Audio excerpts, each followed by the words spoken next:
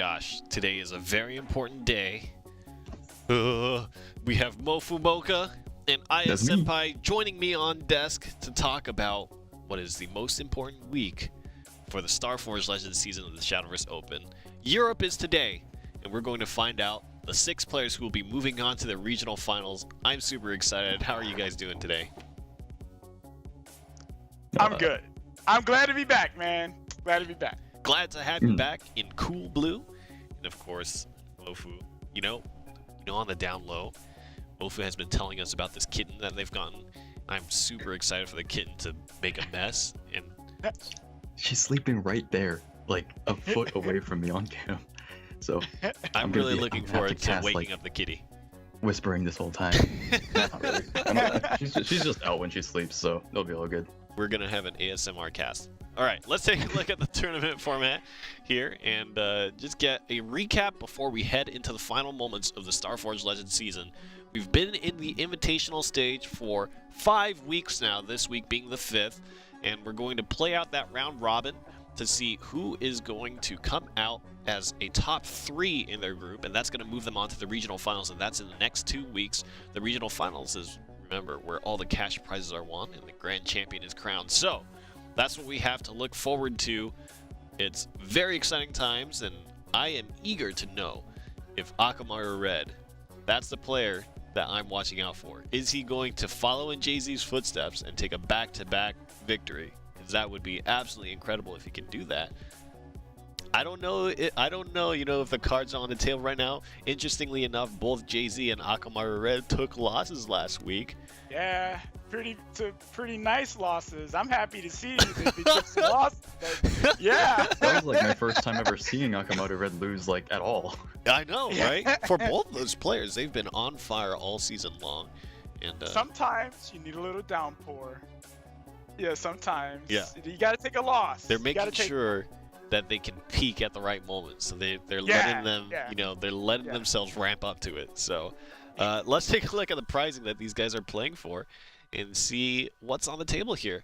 As we talked about, the top 6 from the European kind of set of players are going to be moving on to the regional finals. That means the top 3 from each group, as there are 2 groups. And then 4th place from each group is going to get $250 for their troubles. So they're not going home with nothing, but they don't get to move on to the regional finals. For the finals themselves, we've got a lot of cash prizing here, ranging from $6,500 for first, all the way down to $950 for 5th and 6th. And of course, the first place winner is going to get that Starforged Legends Grand Champion Flare and be remembered for eternity, forever, as a Starforged Legends winner. The last expansion, you could say, before a new era of Shadowverse begins. Yes. So, as far as I'm concerned, before the world of Shadowverse gets recreated. Yeah. Yeah. That's a good way. That's a good way to put it. And we'll be able to talk about that more as well halfway into the show. But very, very exciting stuff, and there's so much to look forward to for Shadowverse heading towards the end of the year. So I'm super excited for that. One of those things is the Rage tournament broadcast is coming around again. It's that time again. Rage is having finals, and that means that we're going to have an English rebroadcast of that. That's the English stream is on Saturday, December 9th, 6 p.m. PST, another late night party with the crew, and that's going to be at twitch.tv/NGE. Your commentators are going to be NVBear, Aya Senpai, and Ignatius. So very cool collected casting crew that's going to be there, and I'm excited. I wish I could. It was so fun to just like stay up into the evening and just like watch the Japanese live tournaments. I'm super excited for that. Aya Senpai, this will be your first Rage broadcast opportunity, right? What are the things that you're most excited about? Seeing if I can do it. Oh, of course you can. Of course you can. Yeah, it is real interesting. Sometimes, like, the danger is when you feel like you're on desk and you're about to fall asleep, but then something happens, and somebody loses a game that you didn't think they would lose, or somebody top decks something that you didn't think was even. Yeah, I'm always looking forward to seeing I want to be able to commentate the Japanese style of play. That's what I Like, Yeah. because they seen some of the tournaments, they play a little differently than Yeah. we do over here. I want to be able to commentate that, so I Yeah. can be like, I don't know what. I don't know what's happening. It's really interesting. It really is true. And Mofu, you know that from firsthand experience. So Yeah, I was really happy to just be able to go out there, and more than anything, I actually just wanted to commentate Rainy's sleep schedule. It's Oh, when you actually no. get to be in studio, it's so cool. But yeah, it'll be kind of a similar setup to this, I believe. It's some really cool people. I had NVA, I believe it already showed it, casting it, so I'm sure it's gonna be amazing to watch. I personally can't be there because I got essays, so. Oh no, essays. Doing that Well, school stuff, man. actually, what he's going to be School doing is stuff. preparing all his new expansion decks. I'm pretty sure that's what's going to happen. But All right. Yeah, I see. under the guise of that, hey, let's take a look at the matches that we have on for today. There's a lot going on here, and these matches are all very important because they're going to be deciding who's actually going to move on to the regional finals. So first, we're going to go with Kionis versus Pain, then Bad versus Fasina, Sizoni versus Akamaru Red, and then we're going to do Mad Allen versus Dasvi, Meow versus Sheepy, and Marmot versus Essia. Now remember, or rather, I would like to take this time to say that we're not doing 3 matches from Group A and 3 matches from Group B today. And that's very important because we're not going to know who's going to be moving on in Group A until the end of the day because of that schedule change. And this was done kind of to make sure we can accommodate for the player schedules and whatnot. So, you know, typically what we've done is finish out Group A and then go to Group B for the second half of the broadcast. But especially because the order of the matches decide kind of how the groups are going to play out, don't think that you've got the final result after the first 3 matches today, because you don't. You don't have the final result. The only time you'll know who those 6 players are going to be is at the end of the stream. So I'm looking forward to it. Let's get started with the tournament here. Kionis versus Pain is going to be the first match coming up here, and we have these deck choices from the players. Kionis is going to be running Sword and Blood, which I think Sword has become more and more of a rarity the further we head into the season, and then Pain is going to be running Rune and Forest. Aya Senpai, if you would do the honors, what are we looking at here? What do you think about this matchup? Well, Kionis has been performing pretty well.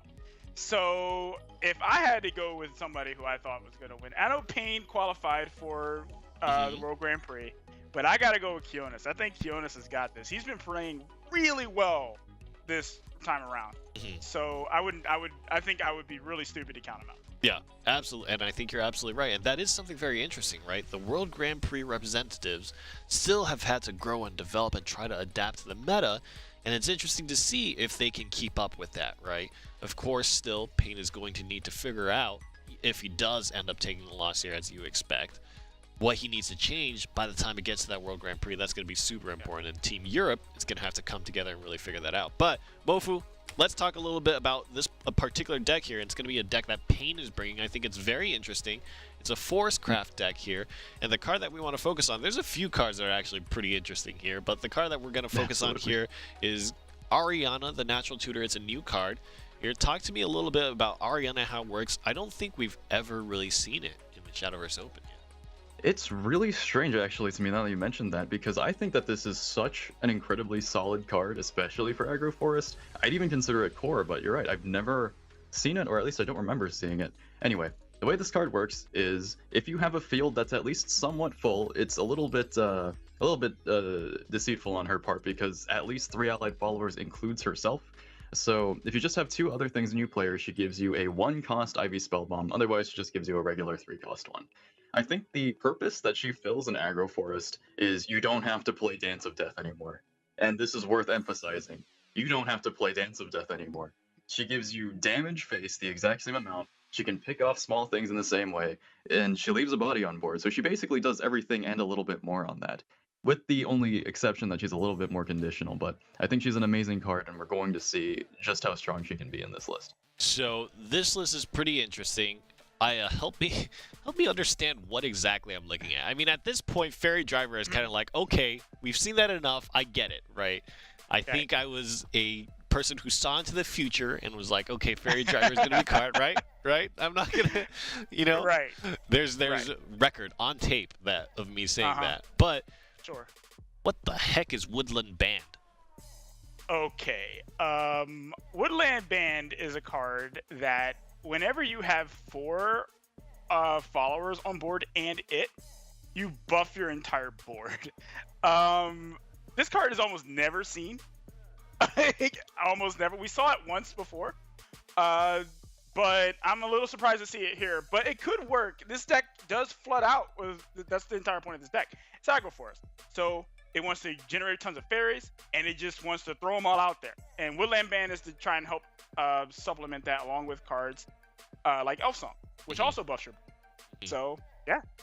And certainly that is going to be a very strong effect. I think one of the things that I'm struggling with, and maybe Wolfie, you can help me here, is there's so many token fairy cards that you get when you play Forest. How are you going to get 4 different followers on board? And they have to be followers, right? It's not like you could have Wood of Brambles there, and the instant you have Wood of Brambles, Woodland Band is not going to work, right?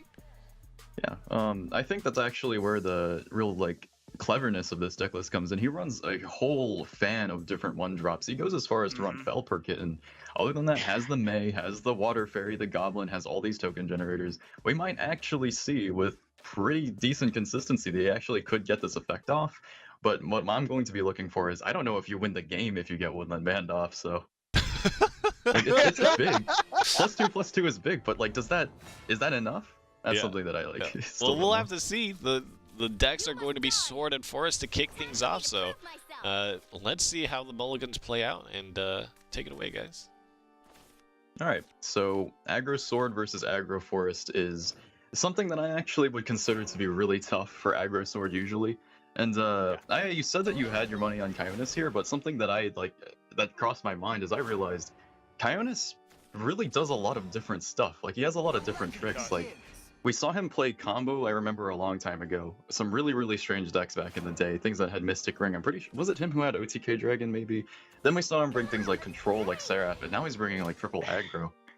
Yeah, he is, I think what he's doing is, he's just trying to be unpredictable, man. He's just, you know what? You're never going to pin down my lineup, because I'm bringing something new every time. Every single time. Every time we've seen him. He brings something completely different to the table. Yeah, and I'd say, perhaps he just does this, both because he wants to be unpredictable and he's, making those meta calls. He's probably thinking, maybe people are still playing D-Shift. I know a couple players are, not Pain in this case, but that's, starting to really repopularize aggro in a lot of forms. But I wasn't expecting to see Sword much, even just through the recent changes. I'm actually a little surprised to see Sword in a format where Aggro Forest is so good. I'm a little surprised because Wood of Brambles it basically just shuts off Sword. You can freely trade with any of your fairies into any of their really any of their drops. It doesn't matter what their costs are, because they're usually 1 or 2 defense. So you can just trade out freely and you can push damage. And what does Sword do? They can't trade back. I think the board we're looking at here more or less just sums up this whole matchup. He had to trade his turn 3 Juliet into an Elfchild May. The Wood of Brambles is still on the board if he had played anything else. I think, as you mentioned, that card can just single-handedly just decide this matchup. I mean, you can see it on Kionis' face. He's got his hand on his head. He's... Yeah. I mean, that is pretty much just is this matchup. But if Sword did, oh my god, I forgot that was possible. Yeah, that feels really bad, man. I would be surprised if Kionis even continued this game. That would come back down, and he still can't trade into anything. And what makes it so unfortunate as well is Aggro Sword has a lot of followers. There's 2 in particular we're looking at between Centaur, Vanguard, and Palace Spencer that want to get that immediate burst in, but they exchange their defense for it in order to get those effects of Storm or some kind of board impact. But in this situation, it just doesn't help at all. So if Sword were to have a way in on this matchup, I guess that being on the play could definitely help him. The evolve point isn't really that significant here. So what would he need to really get back into this? He would need to have cards like Albert, and he would just have to ignore the board. Just go face. He would just have to, you know what, man? I can't contest your board. So I have to do everything I possibly can to get as much damage in as I can. And right now, what we're seeing is he's trading, but we already know that's a losing proposition. Mm-hmm. We already know. I'd say like the toughest part of this matchup is just that even if you do manage to get like a pretty decent swing off the evolve and just get back onto the board, he looks like he's just completely done with this. He's not even looking anymore, actually. But when one of Brambles gets bounced, that is usually the point at which like an extra 2 turns of having to deal with it, just still not being able to get anything onto the board, opponent's still at full defense. It's just so rough to see Agrasword have to try to deal with it. I mean, as Kionis, you know he has Widow Brambles in hand. He doesn't even have to play it right now, okay? He doesn't have to play it. It can just sit in his hand for a while.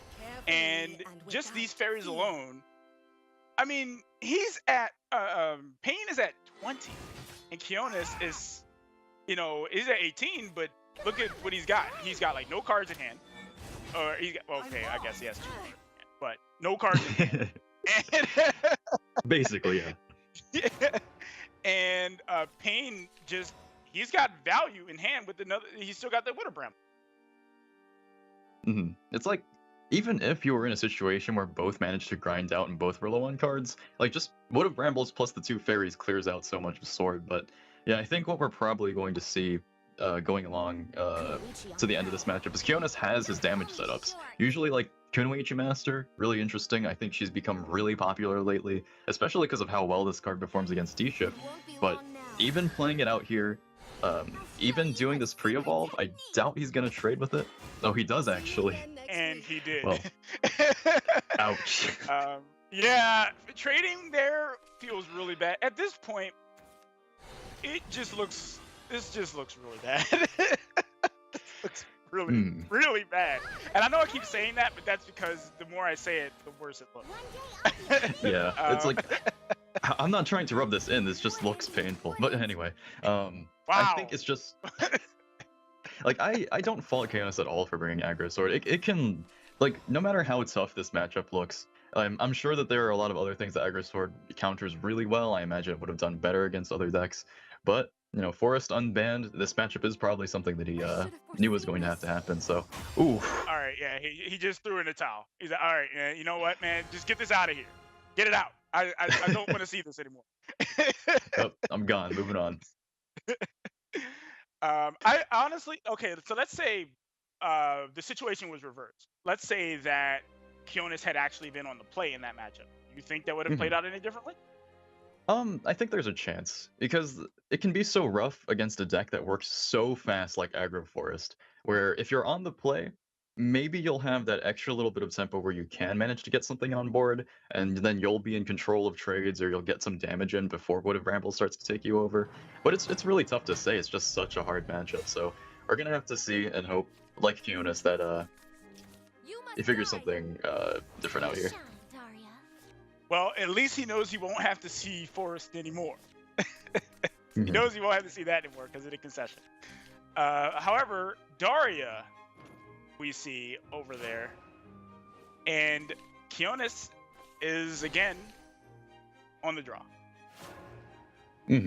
Now this is actually a pretty interesting matchup, just going back in ancient times, I would say, back to Rage of Bahamut, or Rise of Bahamut. I think Sword used to struggle immensely versus Daria, but that was before the nerf to Piercing Rune, just because it's actually kind of the similar reason. I think this is just a fundamental weakness of Sword as a class.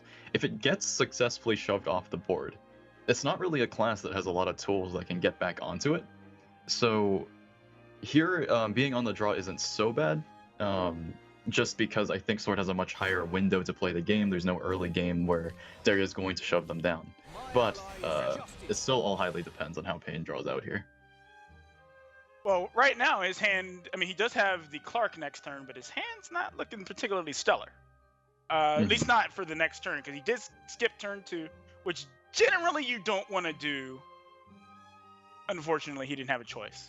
So he did skip the turn 2. He obviously Kionis is going face, not sure what he was thinking about there. Sometimes it's just Do I take hit time. him or not? Sometimes I see players just like you take time to think about what they're gonna do in the future or like in later turns. Something that's kind of rough here is this is a pretty slow turn from Pain, but I think especially going up ahead, even if he just does something as simple as using a piercing rune next turn, I think he's going to start to pick up a lot of pace once he gets the Magic Owl evolved. That's really interesting to me because we haven't really seen a massive amount of Daria since even before the changes. I think we saw a popularization of it after the JCG tournament winner with like that shift mammoth deck, Right. but I'm seeing a lot more of it now. A lot of players have brought it today with Magic Owl. So you think that this deck is like the thing to bring now? I think it's pretty good. If you think about it, Daria has always been, or for the most part, it's always been a tempo-oriented deck. And with aggro kind of coming back into the foil, primarily due to the change the dimension shift, with aggro coming back into the foil, Daria certainly has a place again, I think. Maybe not where it once was. Hopefully never status. again where it once was, yeah.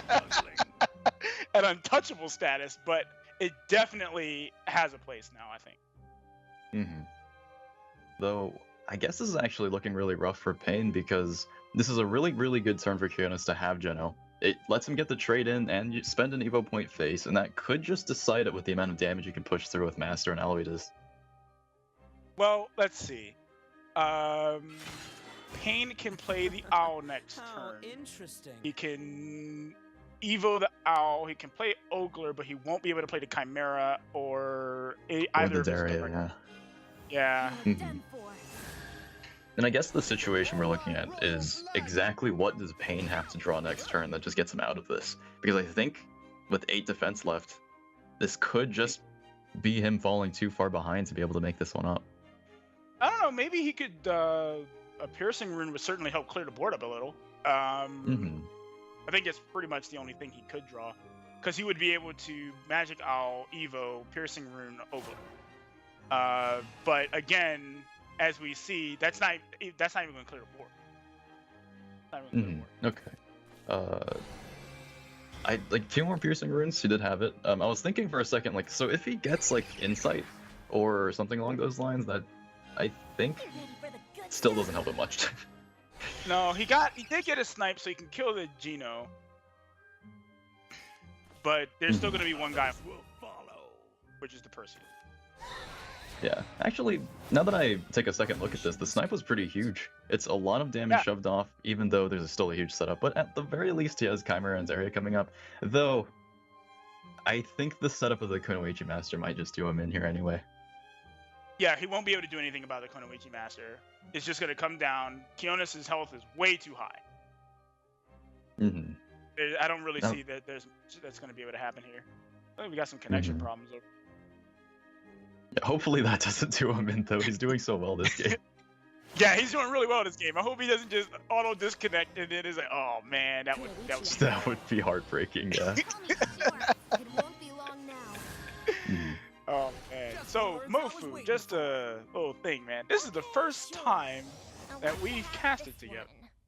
It is, which is actually kind of surprising to me because like we've known each other for like long before actually just becoming part of the guest rotation. Yeah, it is interesting, but it's nice to cast with you. Yeah, likewise. It's like I haven't really had the chance to talk to you about like your opinions on a lot of different decks or how you feel about a lot of classes and things like that.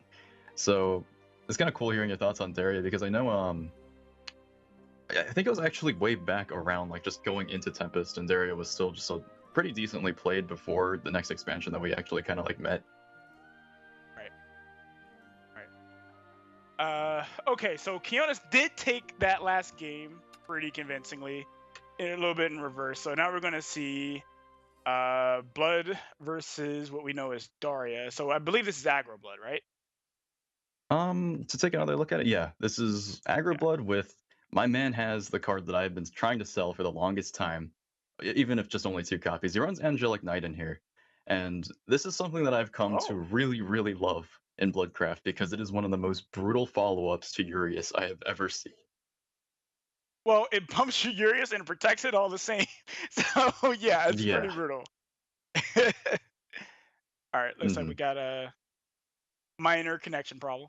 Yeah. Anyway, in the meantime, as that gets figured out, I want to see how that next match goes out because at first we saw Kunis just kind of take it with his sword list. It just really didn't look like a good time for him. But after that, he did prove that there is still some pretty decent tempo he was able to earn off of it. Even being on the draw, he still managed to get such a huge defense lead and just kind of finish that out before Payne even had a chance to really play out any Darius. So I I still don't I have any data actually on Agrosword. I actually think the turning point for that matchup was just simply turn two. The turn two Hmm. pass into sword. Like that Yeah. seems pretty bad. I Mhm. think that was the change point. Yeah, makes sense to me. Now, something that I've noticed that Sword has picked up a lot lately, back in the day, Sword to me used to be defined by getting ticked by Quick Blader on turn one. That was like, if I'm against Swordcraft, I'm gonna take a tick from Quick Blader on turn one. But recently I've noticed there's been this huge shift to playing things like Perseus and Vanguard, and trying to develop that into a Princess Vanguard on turn two all the time. And I've noticed that just seems so strong to me. We saw in that game too. You get to push so much damage. I think that Yeah. that's like more or less where Sword is headed. I think if we get to see, especially in the next expansion, Sword get any more tools that helps it kind of keep boards together or continue that kind of I play a body and then I buff it with my next body, then we might actually see a lot look like a new like revival of the class for how little it's been played lately. It is really interesting too, right? The new expansion is actually taking away a lot of removal options that were available previously, a lot of very strong ones. And I think classically, when you compare Sword to the other crafts, one of the things that it fell behind on a lot is removal, right? So Mhm. we'll see if that affects kind of the board state. What do you guys think about the Daria matchups here? What do you think are the ways that Daria gets a win? I know, for example, for weeks now it feels like, but Envy is a very big supporter of Daria, and she says that it's definitely coming back into the meta, and she thinks it has a place. Where do you guys stand with that? Aya, what do you think about the list? Where do you think its strengths are in terms of the matchups it wants to hit? One of the best things about Daria is just being able to flood out on like a turn where your opponent is just, I can't do anything about that. So they kind of play a little bit of a control game in the early game, try to keep the damage low, and then when they get to like turn 4 or 5, they want to just start jamming things. And as we know, like turn 4 or 5, those are like the most important turns of the game, and that's when Daria really starts going. So I think that's its biggest strength. It does incredibly well against aggro with the right draw. Okay, it does tend to lose the bigger board wipes. So, but that's mainly most decks. Daria is not one of those decks that Uh-oh. I'd. Aya I Senpai, think we could still. somebody Oh. turned off the lights. Oh, no, we're back. Am I good? Yeah, we're Mhm. back. But Am I? yeah, you're square. You're perfectly looking great with the shades. But I think you make a really good point, right? Kind of that board flood. Of course, the weaknesses are continuous kind of board removal things that can happen, and spinning up and getting that draw is really important for Daria. But we certainly saw Aggro Sword being one step ahead there. But even in that scenario, there are situations where you can get turn 4 Darias and stuff like that that can play against those kinds of curves, right? Is that? I mean, what do you think is the ideal scenario for Daria in that situation, Mofu? In that situation, I actually think there was only one card that completely denied Pain from coming back into the game, and that was Kunoichi Master. I mentioned it was good against D-Shift, but perhaps it might be better to more broadly say it's really good against Runecraft. His last two cards he had in his hand were a 2-cost Daria and a 2-cost Chimera, and that, given anything with any impact off of Daria, would have cleared. And that's really tough for Sword to come back from. He would have had 8 defense left, cleared the board, and taken it. So he would have seen the deck really shine there. But because of Ambush alone, he just wasn't able to figure out anything. There's no cards in the class really, other than weird stuff like Fire Chain that really deals with it. Yeah, yeah. I guess the spirit of the frog lives on in Swordcraft. A little update for you guys here. Having a little bit of connection issues and kind of technical difficulties, so we're trying to see if we can make sure all that is set to go so that Kionis doesn't get into a bad situation here. As well as kind of just making sure that all the players are playing in an environment that they feel like is conducive to them finishing out the game. So we're kind of trying to make sure everything is in line before we continue. And that's why we're just kind of here hanging out. So I actually think the topic of what's going to happen when rotation hits is super interesting for all these classes.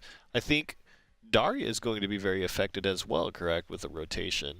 And it's just interesting to try to forecast some of these things. And I saw a really cool community tool that somebody made, and it was posted on the Reddit.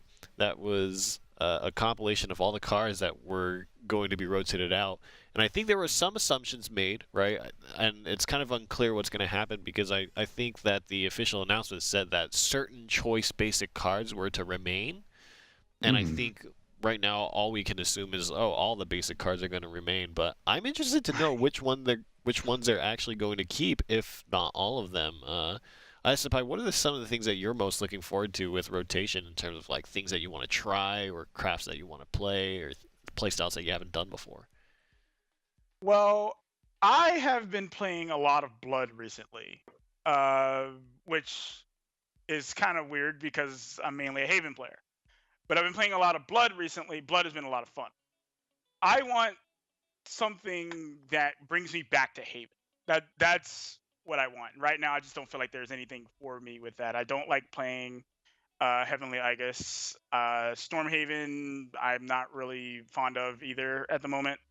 Not that it's a bad deck, I'm just not fond of it. But I've been playing Control Blood, Vengeance Blood, you name it Blood. I've been playing it. So I want something to bring me back to Haven. It sounds like Aya Senpai is just looking for God right now. He's gone to Blood and plays all the devil creatures and all the. Please, somebody bring the gospel to Aya. Let him see the light. Somebody. What about for you, Mofu? Anything in particular for you in terms of rotation and what you want to see? Gosh, I've looked into this a lot, and I'm just throwing my hands up and saying, I'm just gonna stockpile gold and just wait for them to reveal the rest of the set coming up, because I think that this is going to be, I could be wrong, but I think I'm gonna be right, the single most important set ever printed in the history of Shadowverse, because this is the first set that has such a tall order of 2 full expansions to replace, and whatever little basic cards, as you mentioned, do end up making it or not. There's a lot of super important stuff that is core to and limits sort of what Cygames can do with some classes that are leaving now. Can you imagine a world where Forest doesn't have Rhinoceros or Ancient Elf, or a world where Diabolic? Yeah, I can. We got hit certain that, but looks like we have our game back. But yeah, that's a great point. Yeah. Yeah, sorry. Just to finish the thought, I was just thinking, this set's probably going to have a lot of really cool ways that just extend the classes into new territories we've just never seen before. But anyway, getting back to the games, it's a really good thing that we managed to get this back. I was afraid, kind of finally getting that win with Sorg doing so well, at getting that consistent victory, staying in the game, that I didn't want to watch him end up taking a loss to a connection issue or anything like that. Yeah, that would have been very unfortunate. Very unfortunate. Yeah, but now going into this matchup, you just mentioned that you play a ton of Blood lately, and I think it's probably worth mentioning then that I am a Blood neophyte. I am still level 70 with it. I've not played much past the solo, the story mode. So how do you think this works out, this matchup here? It's I believe aggro ending its curve with Karabos against Daria. This is not a matchup I've personally ever played. Well, this matchup can be really, really hard. And it gets exponentially harder when you're on the draw, which unfortunately Kionis has happened to be in all 3 games. I say that because when Daria is able to just kind of control the board in the early game, he played Owl out early, he managed to draw another one, but he played Owl out early, so he will be able to, possibly value trade and whatnot. He's playing another Owl to do that anyway. But being able to do this enables him to be able to control the board a lot better. But we do see that Kionis has that Angel of the Word punishes value trade. Right. So it's a little bit of back and forth. I noticed this is a really core part of Daria. Is they used to do this with Levi, And saying that just occurred to me that Levi has been like effectively replaced in every deck by this owl. Yeah, I just checked. Well, He doesn't except run for Levi's in Burn here. Except for Burn I, Rune. except for Burn Rune, yes, that's very correct. But like, you feel me on this, right? Like Daria's like main thing back in the day was Levi. I think that's like the Yeah. card that turned everyone's head. Yeah, that was the card that people were like, oh, you know, Pretty they much. didn't want to see it because Piercing Rune was 1. Okay, so people didn't want to see that. It would be, you know, your opponent went second, and then they play Levy, and then they could just straight ripe a board by trading, play Crimson Sorcery into a Piercing Rune, and it's just not something you wanted to see. Yeah, actually, back when Piercing Rune reduced itself to 1 cost, I remember my favorite feeling was when they went first, in fact, and on turn 5 went Levi, Crimson Sorcery, Piercing Rune, and I took like 8 damage from it. The deck was pretty incredible back then, but it really amazes me seeing like, I guess it only really occurred to me seeing Owl being played out in the same way they used to play out Levi to try to flood in or jam the flood of damage from aggro decks, that that Owl really has like almost entirely replaced him. Yeah, simply put, Owl's good, man. Spell It's pretty good, yeah. Owl's good, and it is only 2 play points, whereas I guess it is the spiritual successor to Spectral Wizard, which costs 3 and had the same effect. Mm-hmm. Gosh, I remember Spectral Wizard saw like tournament play in like one off chance a single time in his life, and now Owl carries on his legacy. But that said, it seems like Owl's even beyond needing to be used for the revolve effect here are doing just a fine job. Pain hasn't taken that much damage yet. It probably helps being on the play as well, helps keep his defense stable, and he looks like he has a really good follow-up to this. Maybe Now, even won't use the Mystic Ring, but... What we might end up seeing, and I'm pretty positive of this, what we might end up seeing is Daria showing her strength, okay? Excuse me. Yeah, I think we're going to see Daria show her strength. Daria's going to come back, and Daria, I believe that Daria is at 4 or 3, I can't tell, but I it's at believe 3. it's 3. Okay, so Daria is going to be very good this coming turn, I think. I think especially... Sorry, go ahead. Oh, I was just saying that Angelic Knight will clear out something. He can then play the Daria, get a full new hand. This is something that Blood can't really do, and not to mention he will be able to clear board on this follow-up turn of the Daria Pain. Be able to clear board. Yeah. Something I was about to point out too is it's kind of interesting. I guess I didn't even notice this at all until seeing Karabos has had her stat line changed, and she's the exact same as Daria now. I feel like they actually kind of play the same role in this sort of list, where Daria is a matter of you speed this up and then you toss it out so you can refill. Karabos is kind of like you start fast, then you toss her out so you can refill, just in like a completely different kind of flavor. Right. There's a little bit of a difference between, and I actually did want to talk about Karabos's, I'll say change, where she's now a 5/5. Before, Karabos could trade into a Daria who was evoed and live. Not anymore. That's actually like such an insane thing to hear said out loud, but yeah. Yeah. Not anymore. Can't do that anymore. I think that change actually is going to be shown in pretty full colors here, but Pain has a really solid grasp of this game so far. Has already managed to find his other Daria already boosting it, and I don't think... Well, I guess we could look at it this way. If Kionis gets his board cleared here, is there any draw that can either...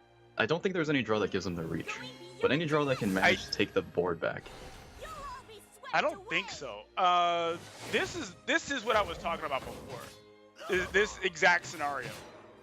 Turn 5, around-ish. Turn 5, turn 6. Daria comes down, just floods the board, and what does Aggro Blood do about this? Like, at 9, there's not much that he can do. If he was playing Vengeance Blood, he'd have, potential to win. Not with his current hand, but there's literally no scenario that allows him to win this. Humpty Dumpty. That's the scenario. I thought it up. Exactly. Perfect board for it. But otherwise, yeah. couldn't handle that tempo swing. That's where we see really how good Daria can be. I'm liking it, and I'm convinced of it. I think the changes actually made a really, really good environment for that list. Daria has a lot of stats on that thing. 5-5 Yeah. to 7-7 for what could be 0 cost. And that was a good draw on the hand with the boost, getting the second Daria and then being able to Fate's Hand instantly. That's pretty good. Or I guess Daria came afterwards. He Fate's Hand into it, so Yeah. not quite the ideal, but Pain takes the win off 2, I think, really great games. Daria's going to be interesting. I think we should keep an eye on this deck as it kind of moves forward, but good win for Pain, and that's going to mean that the standings shift just that little bit more, and that might solidify a few of the spots here. We'll have to see, but Pain taking the win, as we said, a World Grand Prix representative. So I'm also interested to see, you were mentioning like looking at the Japanese players and play styles, and I wonder if any of them are playing Daria now, and especially important thing to know across the weekend, the nerfs and the changes happened, and most notably Dimension Shift got hit, right? It increased its cost by 2, I believe, from, what was it, 18 to 20, I think it was? Yep. That was it. That's correct. A lot of people, I think, were discussing that change and kind of talking about its impacts or lack thereof. What do you guys think? Do you have any initial thoughts, Aya, about the cost change? Yeah. Turn 7D shift is no longer consistent.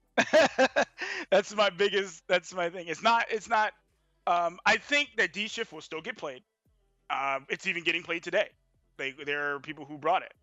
I still think it's a very good deck, but it has slowed down a little bit. Mm-hmm. By one turn, and I like to say 1 is a big number. It definitely Yeah, is. that's fair to And say. we've seen that a lot. Let's take a look at the standings. Let's see if this one win or one loss has changed anything for Pain here. It looks like in Group A, we've still got Fatina up there at the top. Kionis is now at 3-2, so there could be a crazy 3-2 tie here because I see a lot of potential for that scoreline on the scoreboard. And then Pain goes to 2-3, and Bad is at 1-3. So my gut feeling is that there is possibly, I don't think there is a way that a 2-3 player can make it through the group here. But let's wait and see until the end of the day to make our calls here. But my suspicion is that Pain and Bad are out of the running. But we'll see. We'll see. Group A for Europe has been very interesting to me because it has held players like Fatina and Kionis really coming up from the previous season. It really seems like a storyline of the Season 2 competitors kind of just transitioning and becoming even stronger in Season 3. Our next match is going to be Fatina versus Bad, which is going to be interesting. I think Fatina has been having a good run. As normal, I think he's had up and down performances for sure, but just like last season, I expect him to just keep getting better as the season continues, as he gets more accustomed to the meta and used to these player playstyles. Aya Senpai, let's take a look at this matchup and the decks that they're bringing here. Bad, playing Dragoncraft, Runecraft, and what I would assume to be Control Blood banned out against Fatina's Runecraft and Bloodcraft with Haven banned out. What do you think about this matchup here? Did the bans go well for either player? What are their strategies? Well, I am very sad to see Control Blood banned. I am very, very sad to see that. However, I do believe that Fatina is playing Vengeance Blood, so I'm a little happy again. I've been playing a lot of that, but as far as this matchup goes, I like Bad. Okay, I really do, but I gotta give it to Fatina.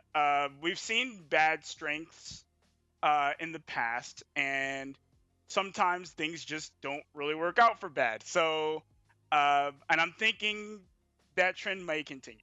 Fatina brought some very, very good decks.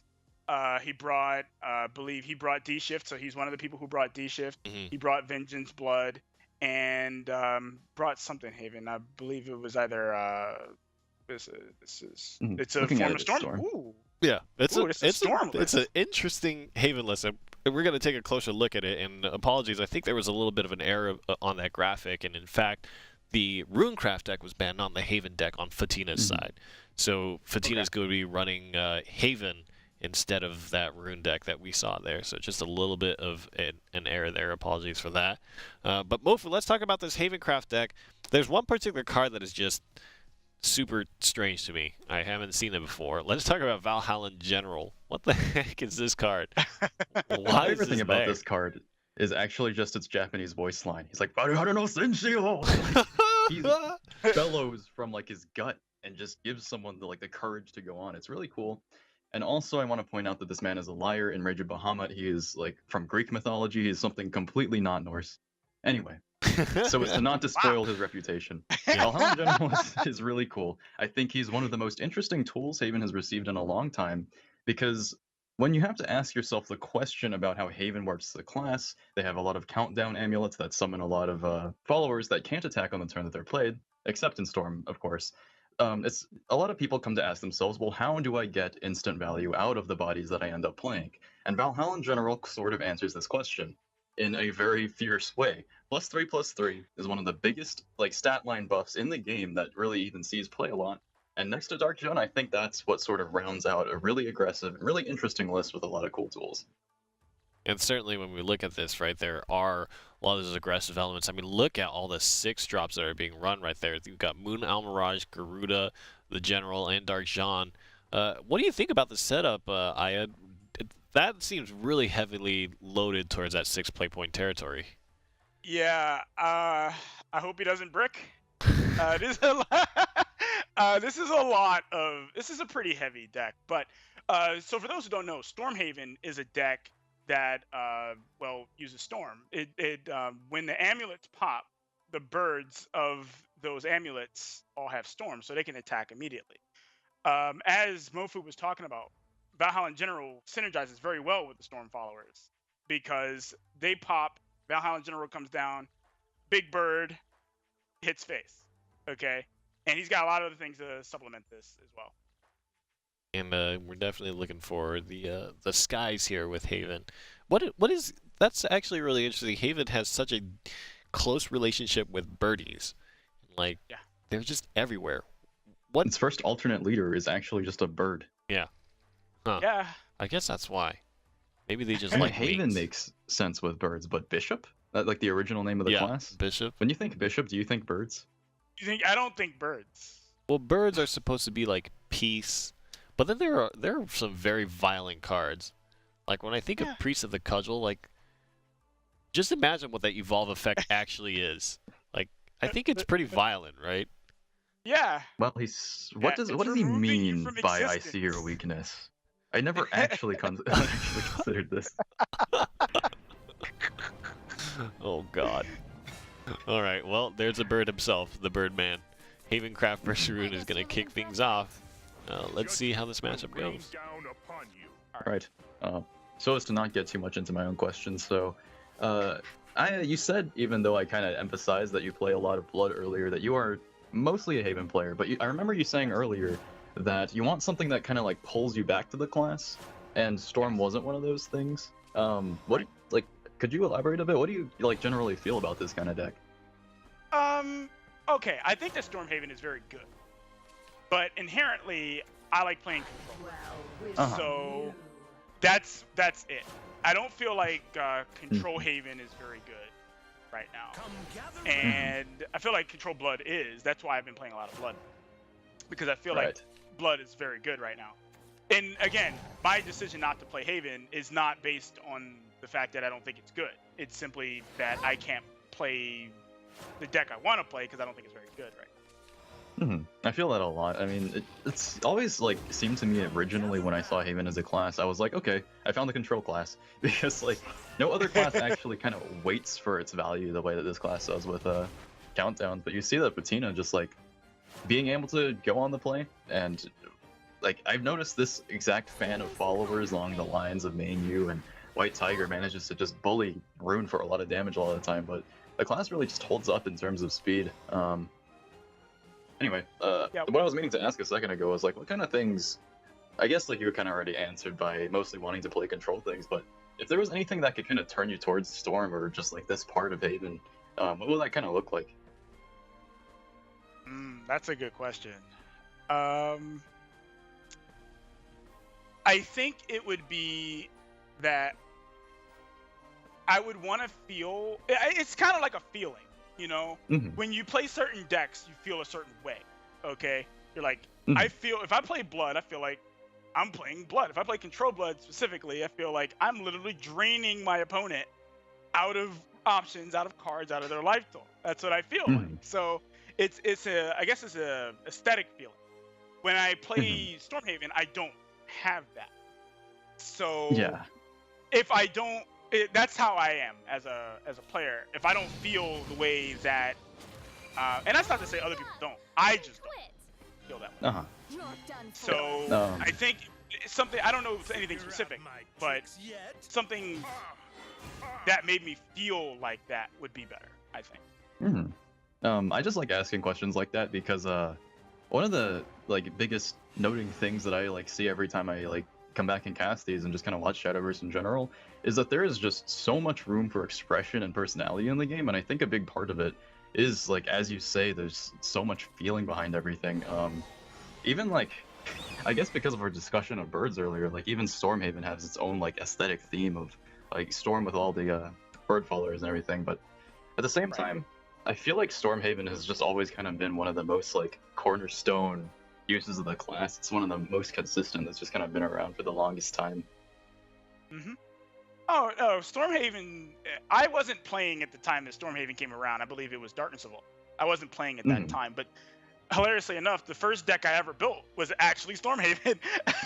This is literally the first deck I built, and I didn't even know it was a deck. Like, because I started at the beginning of Rise of Bahamut, and I just built it. I was like, oh, this seems good, you know, and ended up being pretty decent. Right. So. Yeah.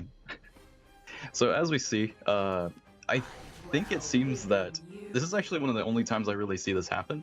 But even though Fatina did manage to find a lot of followers that are very hard traditionally for Ruin to deal with as a class, I think Bad has just managed to find like the opener that works fine against it. Got the Magic Illusionist down. We have seen time and time again through like every single one of these like weekly that is just absolutely the cornerstone of the Burn Dirt. Is Magic Illusionist can clear and deal with nearly any board state that Ruin traditionally struggles with. So it's looking pretty rough for Fatina here. Something I find very interesting about Bad's particular list is that Bad is running Mage and Nightfall. It's not something we've seen like a lot of, right? But now we're seeing it again, and I find that very interesting. I think, funnily enough, the one time we finally get to see it, it's not with her effect, which might make her look a lot more. Let's see, it could easily lead someone to underestimate the card, but yeah. Mage of Nightfall was actually a card that I thought, upon seeing it like spoiled before Tempest of the Gods, it was going to just be one of the most incredible things I've ever seen. And that's a really interesting conceit, though. Yeah, he just said, "I'm done. Throw in the towel. I don't want any more of this. Get this away from me." And he didn't draw any banish. Okay, so let's run it back a little bit. He didn't draw any banish for the Magic Illusionist. So he literally had to trade into it. He had to burn turns doing that. He just wasn't gaining any traction. And this is actually so. I'm glad that happened. No shot to Fatina, but I'm actually glad that happened because it kind of emphasizes one of my points about Stormhaven. If you're forced to trade with Stormhaven, I feel like you just lose. I can actually see that, yeah. And that's another one of the reasons why I'm just not feeling Stormhaven right now. Is if I'm forced to trade, I'm forced to burn my turns, not going face with my Storm follower. I just lose, especially against Burn Rune. Especially against. It like both highlights some of the issues that some aggro decks we have seen sort of face. Like Aggro Sword has the same problem. It kind of just works out in the same matchup. It's funny because I notice a lot of Storm followers, some of the best ones even, have kind of just sort of thinned out, or more answers in the game have been found to them over time. That a game that we used to see, like Storm just kind of dominated this game like quite a while back, but slowly but surely we're actually starting to see aggro decks start to fail to find finishers because they have to find a more stable early game against some lists, and I think that highlights definitely one of the strongest things about Burn Rune as a class. Bad just picked up that win pretty easily, and it just came down to something sticky like Magic Illusionist and having board control. Yeah, if you can't get rid of Magic Illusionist, have a fun game. Okay? Because, I mean, okay, you know the feeling of having to trade like multiple things into a Magic Illusionist, right? It feels Everyone dreadful. does, yeah. Everybody knows, everyone familiar in the chat can be like, yeah, I know what that feels like. It's We all have our scars from the times we've had to trade from him. yeah. Hmm. Okay. At the very least, though, I think Fatina has a bit of a more bright-looking matchup here. Just playing, I believe, it's Vengeance Blood. I think that this is actually also more akin to like the original, like OG Vengeance Blood. There's a card that he actually has already drawn it. That used to be coupled with Soul Dealer, which he also runs, but Dark General Laura or Dark Commander Laura. Demon Commander Laura. Demon Commander Laura. Yeah. Mhm. That card. It's been a long time since I've seen Soul Dealer in a deck. Okay. Even Right. longer than I've seen Allura in a deck. So I actually kind of want to see the old school, you know, play Soul Dealer, Evo, and play Allura, and then jam base. Like, kind of want to see it. Yeah, the first like iteration of this deck, I believe, like mostly just went with that, and it is one of the most brutal things I've ever seen. But it's kind of cool to see Fatina go back to it.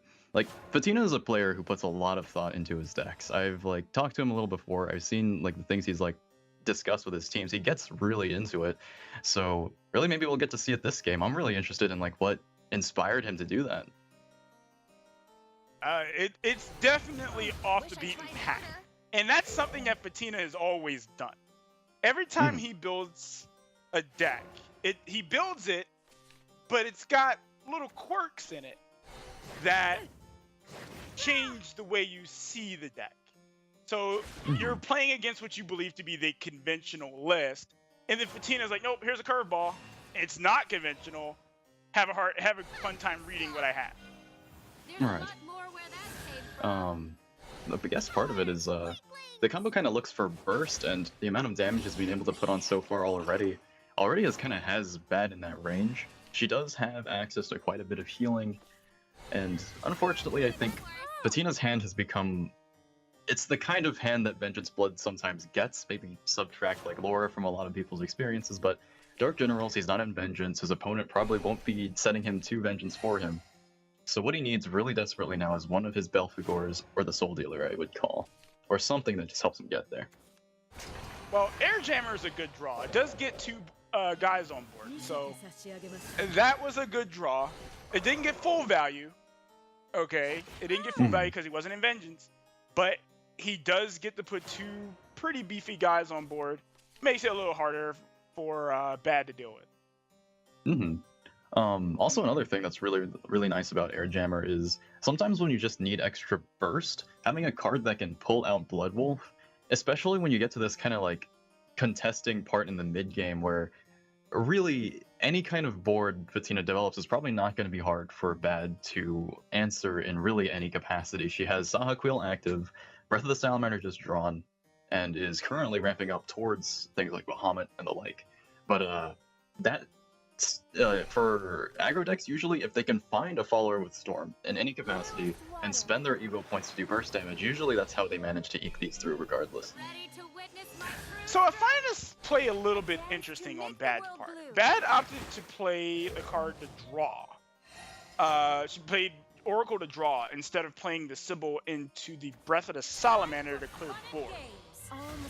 And what do you think of that? I think what that tells us is that Bad really just wanted to have 10 play points. She wanted to get both of the ramp pieces off. That's fine, yeah.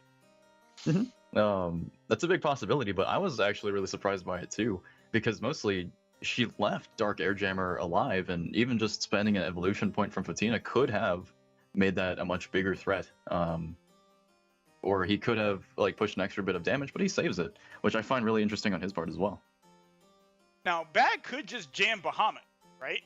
They just jam Bahamut and there's no risk of being in vengeance. So all the other, like, there would be no storm that could kill from 6 health, Mhm. and there's not a Razor Claw in Uh, sight. That is half true.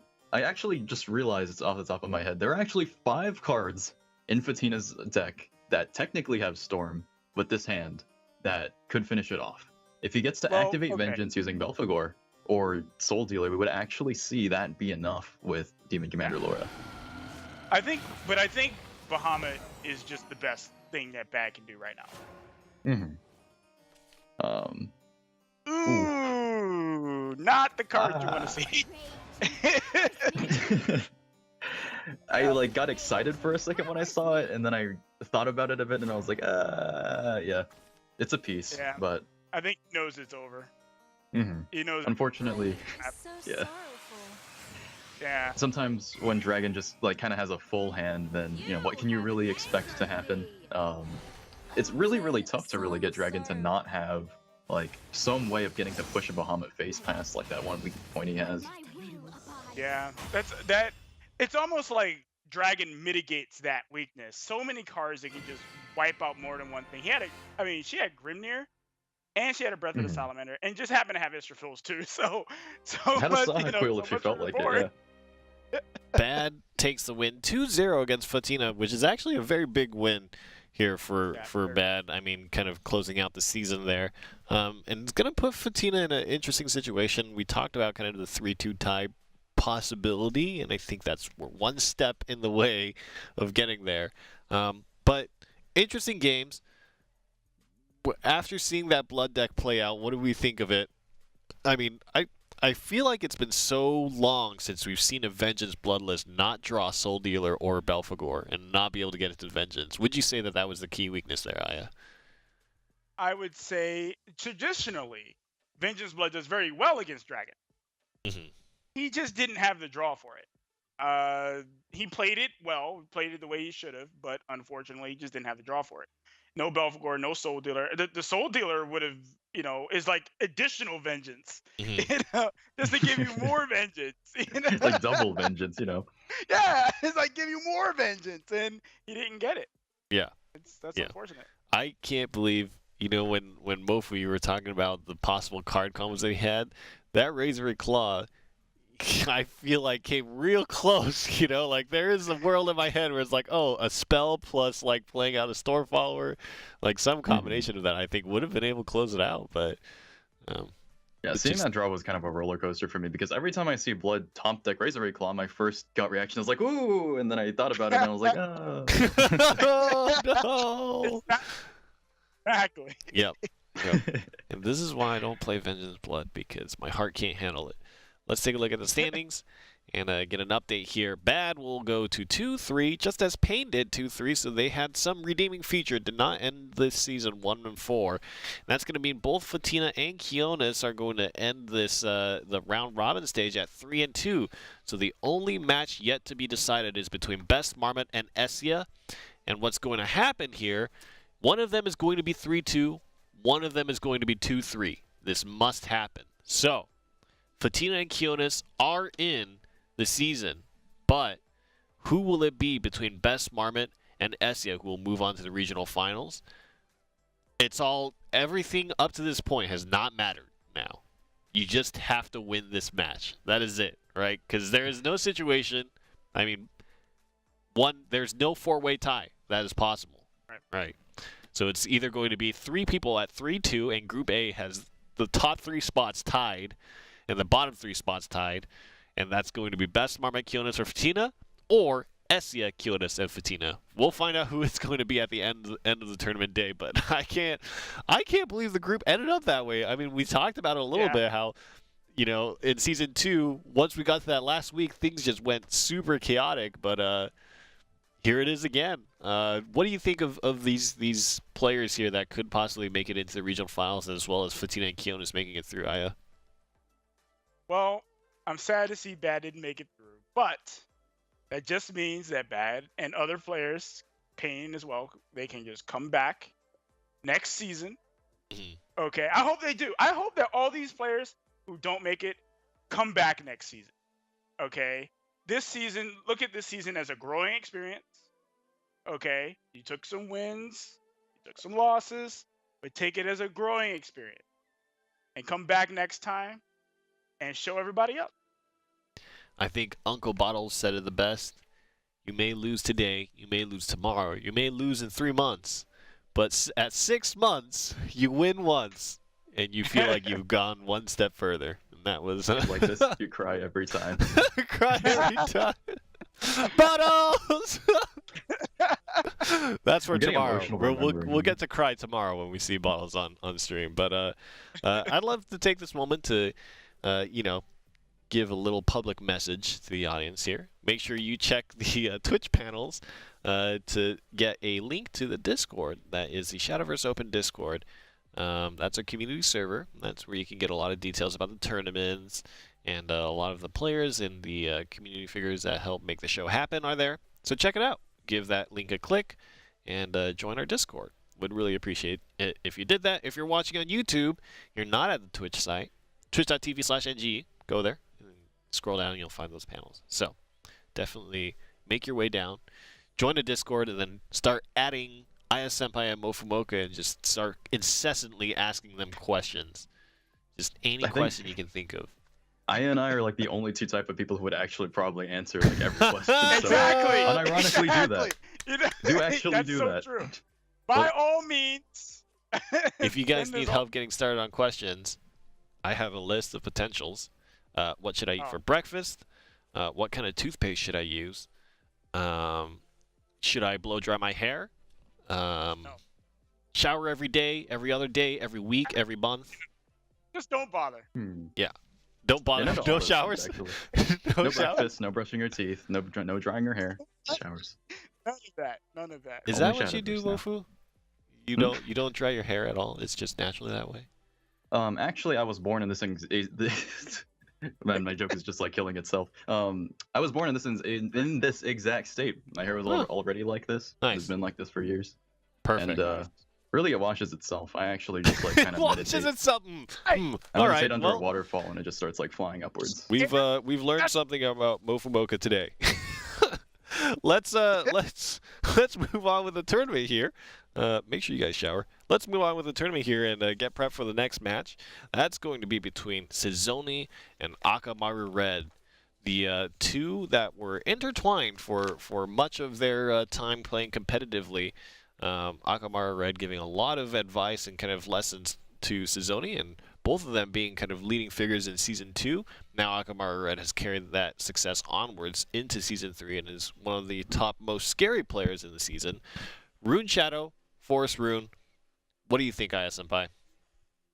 Well, I believe Sizoni's bringing Conjuring Force. And we know I what believe happens when that's Sizoni happening. plays Conjuring Force. Yeah. I'm going to do my best not to make a prediction because I've been wrong the last 2 times I made a prediction. So all I'm going to say is good luck to both players. And I'm glad that Conjure Force isn't banned. So, We've also got a very interesting deck to look at for the shadow list that Sizoni brought, and now Sizoni has, like I said, released all his limiters, and I think it's just a more refined version of that today. So we'll see if he can actually make a win off of it. And remember, guys, we are now in Group B. Our last Group A match that was Best Mama versus Essie is going to happen at the end of the day. So this has some very different implications for who's going to move on, right? We've already decided that Kionis and Fatina are going to be 2 of the 3 that are moving on. But this is amongst a whole different set of players. And this group is insanity. Went and did the math in the background. Don't bother. It's insanity. Anything can happen. Just there's a plethora of possibilities. Mofumoka, let's talk about the deck here.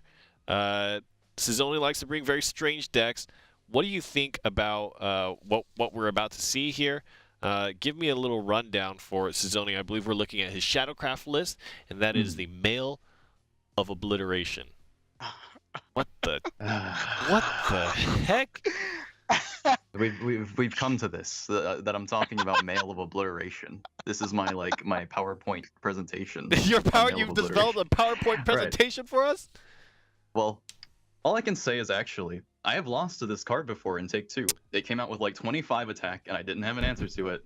and it has the sickest attack animation you will ever see. It's incredible, and by that I mean you'll probably never actually see it unless you play Take 2. But anyway, this card gains attack equal to the number of followers that have died on your side during the match. So that sort of explains why usually this thing's attack is going to be in 2 digits. Shadow doesn't have anything like Demon Commander Laura, doesn't have any way to give it Storm or kind of push it or really do much with it at all other than some strange stuff with Siren's Tears if you want big Hamzas. But I think it's interesting, mostly just because it is being brought today. I like Sazoni's list a lot. I think it'll be a lot of fun to watch. We get to see this, we get to see 2 Paths to Purgatories in the same list. We'll see how this works. I think that's a good summary. Good to mention that there is also a Dark Alice in there. Just throw it in there. That exists. There's a lot and a Hersfurger. I'm pretty sure I got that I right. like that pronunciation, actually. Hersfurger. I think the reason Sazoni actually brought this list, I think he mentioned a little bit on Twitter again, but he says because he is slain every time someone tries to pronounce that thing's name. I think, I looked it up before, I think it's Resvelger. Resvelger. Resvelger. Is it? Okay, well, you know what? You know what, Sazoni? You get the last laugh, okay? Fine. Senpai, is there any rhyme or reason to this deck? Is there anything that you can say about it? I don't understand what I'm looking at. Okay, I don't have a clue what I'm looking at. You got Path to Purgatory in the same deck with Dark Alice. You got Mail of Obliteration. You got Mofu not knowing what to think about it. I don't know what's going on with this thing. Somebody needs to tell me, okay, what this deck does. Rainy, do you know what this deck does? Chat, help! I think I know what this deck does, by the way. What this deck is aiming to do is beat the opponent's face. Wow. Yeah. That's my assessment of it. The ability in which it can do so is of varying degrees, and some would say it is missing that critical step of being able to impact things out of hand.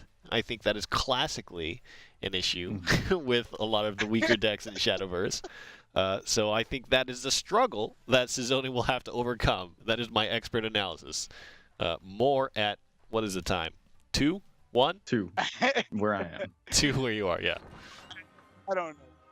Well, we'll see. Akamaru Red versus Sazoni. Wow, Sazoni looking real handsome today. That's without his eye apparatus, I believe.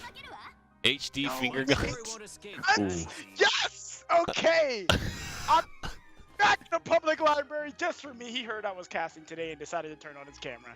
I appreciate it, man. That's not actually what happened, but that's what I'm saying. All right. I also have really good news for you, Aya. We're not seeing it right now, but you mentioned Conjuring Force. It's actually not Sazoni that brought Conjuring Force. It's Akamaru Red that did. What? We're in for maybe the craziest match we'll ever actually witness. Oh, shenanigans. Okay, yeah. Okay. Alright, now tell me, Mofo, because I don't know, man. How do you feel about Conjuring? I, at first, a long time ago, was convinced that the person on Conjuring Force was Time Mage Levi. And then I realized it's actually just like kind of... It's someone who looks like him but has smoother hair and has like a shoulder pad. That is my like expert analysis on it. That's my my deep gameplay thoughts. I think it's a really cool card. When we do get around to seeing it, really what I am just like kind of speechless at is just I'd really like to see the game. It's a whole new kind of Shadowverse we're gonna get to see between this because of Akamaru's Red's like decision to play it. I mean, you can see both like these guys are just having fun. You can already see it on their faces. Yeah, man. You know what? If I didn't know better, they're probably just really. You know what, man? Let's just throw down, have a good time. They're gonna have a party, man. Mm-hmm.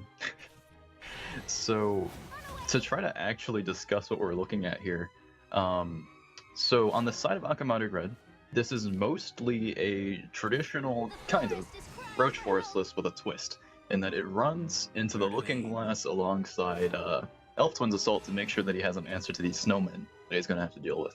On the side of Sazoni here, we have Snow Daria. It is like a Daria list, but instead of running certain things like Oglers or Blade Mages, or really the entire Daria package, it runs Path to Purgatory and Snowmen. Well, so yeah, I guess he just decided to bring he just decided to bring PTP, period. Like, like PTP lineups. Okay, cool. Yep. I, I'm gonna be I- disappointed if they're not animated. If he's gonna go that hard. You know what? I agree. If these are not Sezoning, if these are not animated PTPs, we're gonna have work. We may get to see whether or not once he gets to play one of these Darias. Unfortunately, it seems no matter what kind of strange concoction you try to run Daria, and you always find yourself having 2 in your top 10. It's very unfortunate, actually, with this kind of deck that he draws 2 at once, but, well, it happens to literally everyone, as we can now prove. Yes, it's not something you generally want to happen because you want to be able to chain. You want to at least have the chance of chaining those Darias. Daria to Daria to Daria to Daria. You want to be able to have that chance. Unfortunately, Sezoni, I guess he does have that chance, but it's not as high as it was. Like, he has a chance of getting, like, one other one. Right, it can be so much more difficult to actually chain into the third area, because it could be anywhere in the deck. It could be at the very bottom. It's just throwing one away kind of like messes up the rhythm of the whole deck a lot, but when I say rhythm, I usually mean like this sort of traditional Daria list we're familiar with. Really, I think if Sezoni just kind of gets through his cards and gets a bunch of shadows, there's a chance that he actually manages to get out PTP fast enough. But I think Akamaru Red's hand is already like more or less set here. Mm-hmm. Yeah, I think that the snowmen generally are very strong against, you know, decks that, well, can't deal with them. But in this particular case, Akamaru Red's playing the exact thing that you would want to deal with. Have you ever had to say out loud that the biggest counter to summon Snowman is Wood of Brambles? I've never had to say that until you just did. And I still haven't said it because you did. I got you. But that is that's very, very true. Right. I got you, but anyway. Moves on. That is not an animated Path to Purgatory, so you know, see me after class, Sezoni. Yes. Very disappointed. But yeah, looking at things, I actually just noticed that he does in fact run Golem Assault in this list, and that could actually, among other things, be a way that he pushes through here. Akamaru Red has not yet developed any kind of lethal with Roach yet.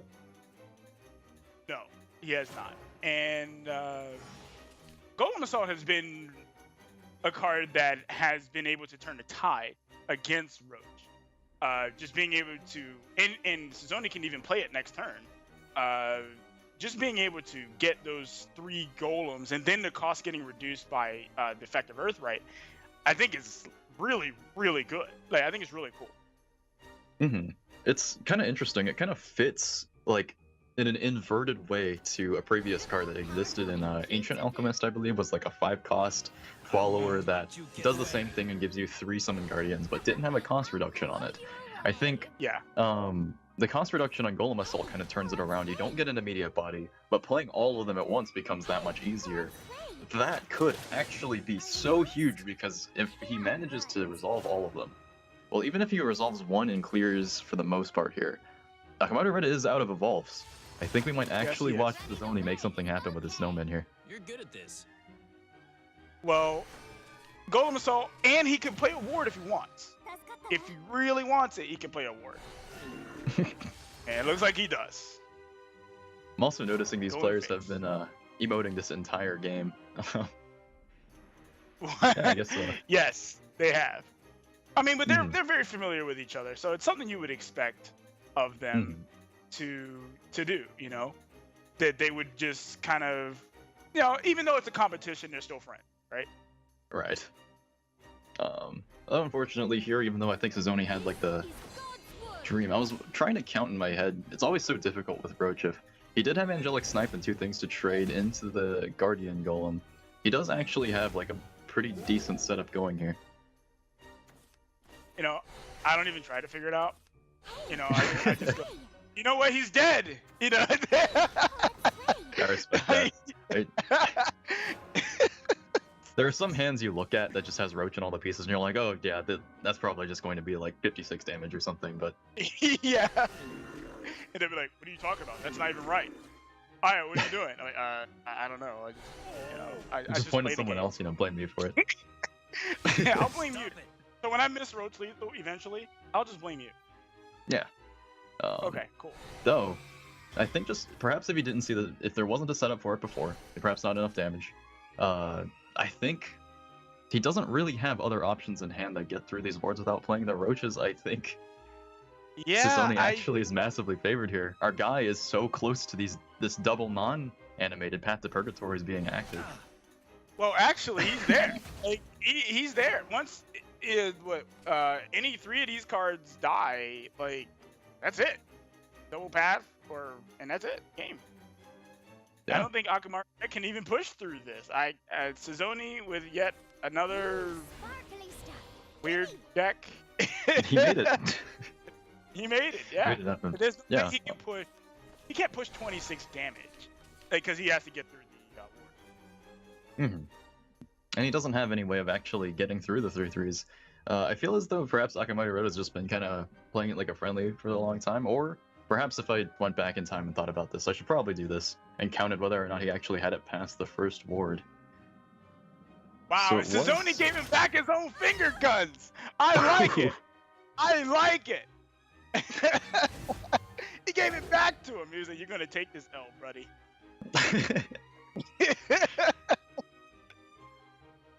Well, I like it. yeah, I mean, he's still thinking about it. Like the third roach is not going to be it. It's like Sisoni actually manages this, and we saw this happen last time when Sisoni still brought a lot of very, very interesting, if there's lack of a better adjective, decks. Yeah, I don't think I could come up with a better adjective. I think interesting is. I mean, he was playing CEST in Dragon, okay, and he won. How many? Yeah, I mean, how many people even know what CEST does? Akamai Red goes in for the hits. Actually, So bad. that Akamar Red's gonna take an L here. That Path to Purgatory is gonna come down. Gonna go face. Yeah, I was actually about to say, with double Wait. Path to Purgatory in hand and one roach left on Wait. board, he didn't have the last shadow, but then he draws Fate's Hand. Yeah, he's still dead. Yeah. So there it is. Face hand. Plays a path. Face. The Golem and the Snowman into the Path to Purgatory, the tried and true greatest combo of Shadowverse, and Sisoni takes it. Nice marksmanship. I don't even believe that happened. Like, I am in utter disbelief. I think Akamai Red just turned on his serious face. Yeah, he's now. Oh. I love his face, man. He's like, I won. Every time I get to see Sisoni, it's just such a delight. He's such a emotive player.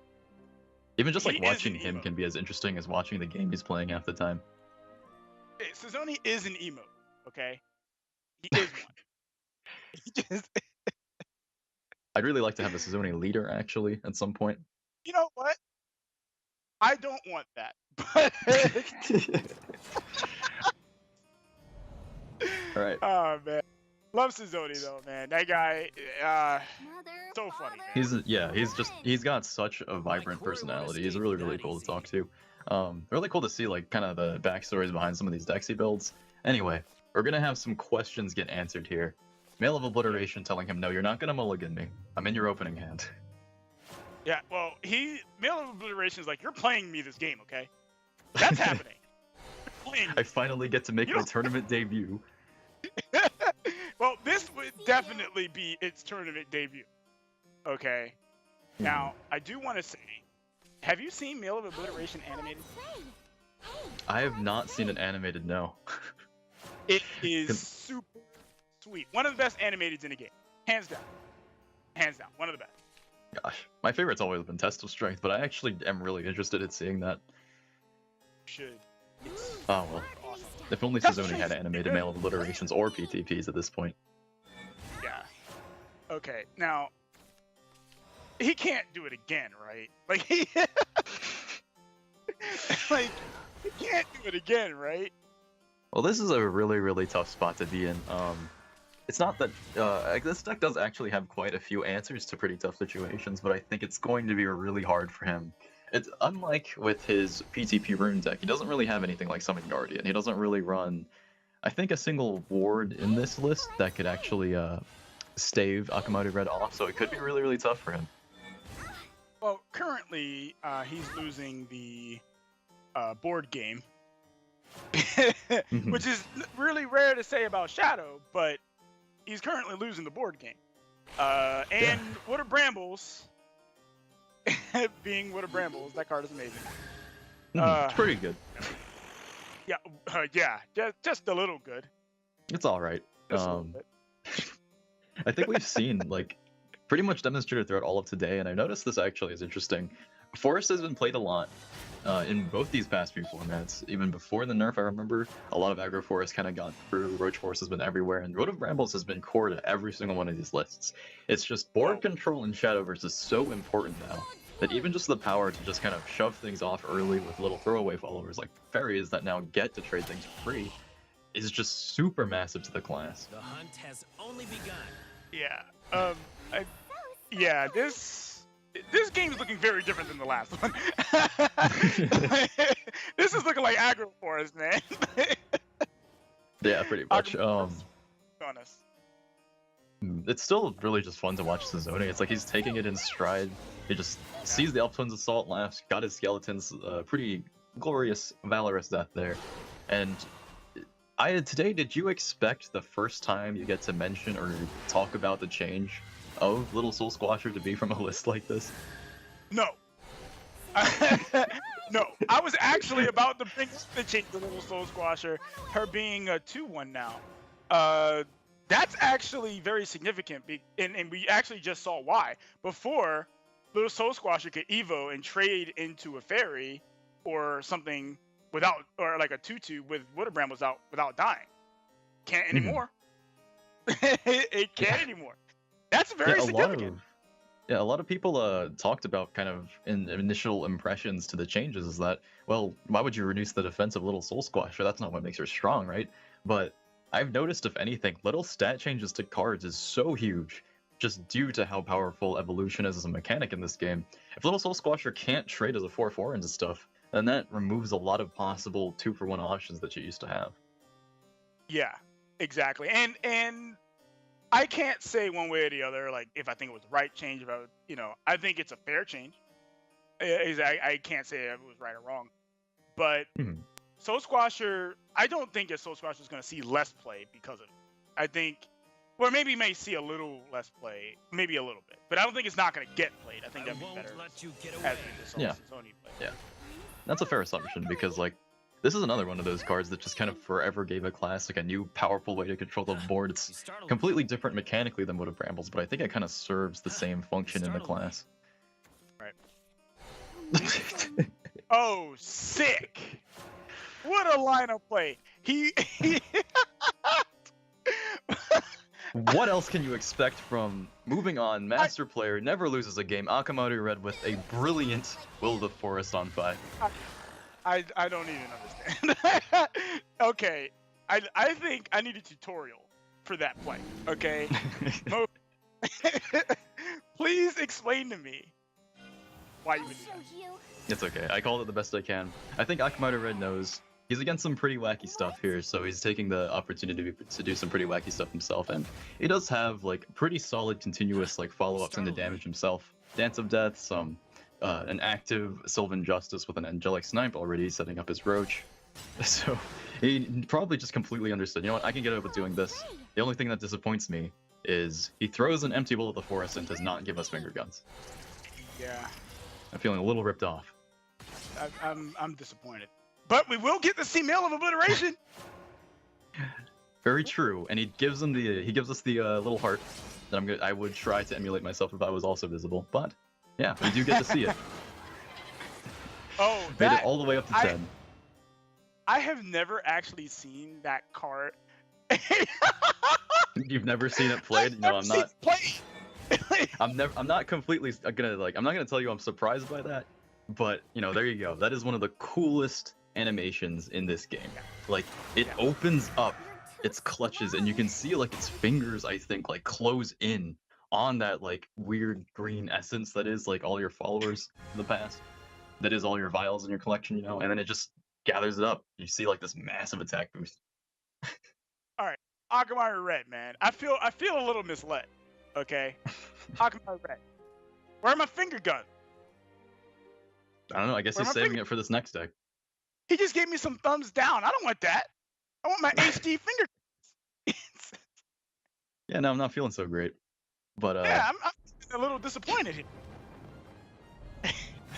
so how do we really begin with this? We're Mother, moving on Mother, to Conjuring one. Force versus Mail of Obliteration. Now, is this a matchup that you have any idea how to approach? Just the Conjuring Force, man. Just do what Conjuring Force does. Flood board, win game. Like, that's the only thing I because Mail of Obliteration, dude. Yeah, you can't let him get that one off. Not as Yeah. long as this game goes on. He does run one Fiery Embrace for one of the Mail of Obliterations, but you know, if this game actually goes long enough and it takes him long enough to set up Conjuring Force, there is some world where we might actually see Mail of Obliteration's attack animation. Perhaps that Okay. world is this one and that time is today. All right. Let me throw something in perspective for you here, right? What if Mail of Obliteration gets hit by Rhyme Wind?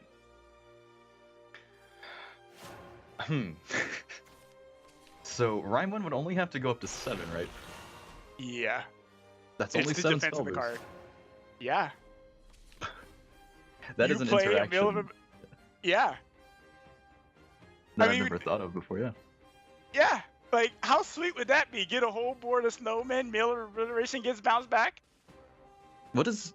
I'm trying to, like, visualize what even happens in that scenario. Like, Mail of Obliteration is just getting pushed, like, Bikini Bottom by, like, 5 snowmen that are just trying really, really hard. Like, Right. I need to see that. Akamari Red, make my dreams come true, please. I need to see this. I've already completely given up here just staring at this, being able to analyze this in, like, a calm and analytical manner. I think this is one of those you kind of sit back, relax, and enjoy the show.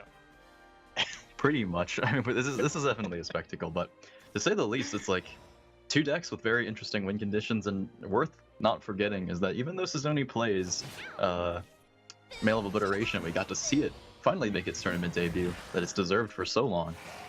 He does also run this deck. Well, the deck is named after Hresvelgr, so the real, like, kind of kicker situation here is if he manages to get a board big enough to draw cards off of it. I think that's like Suzune's endgame, what he like wants to do. That would be You ready for the that'd be super sweet. It's just like I back in the old days. Guess if it does manage to happen, that'd be pretty cool. But I think Akamoto Red is like solidly very far ahead here. Already has a pretty massive plan going. All he needs is a Conjuring Force, and that turns on so many options in his hand.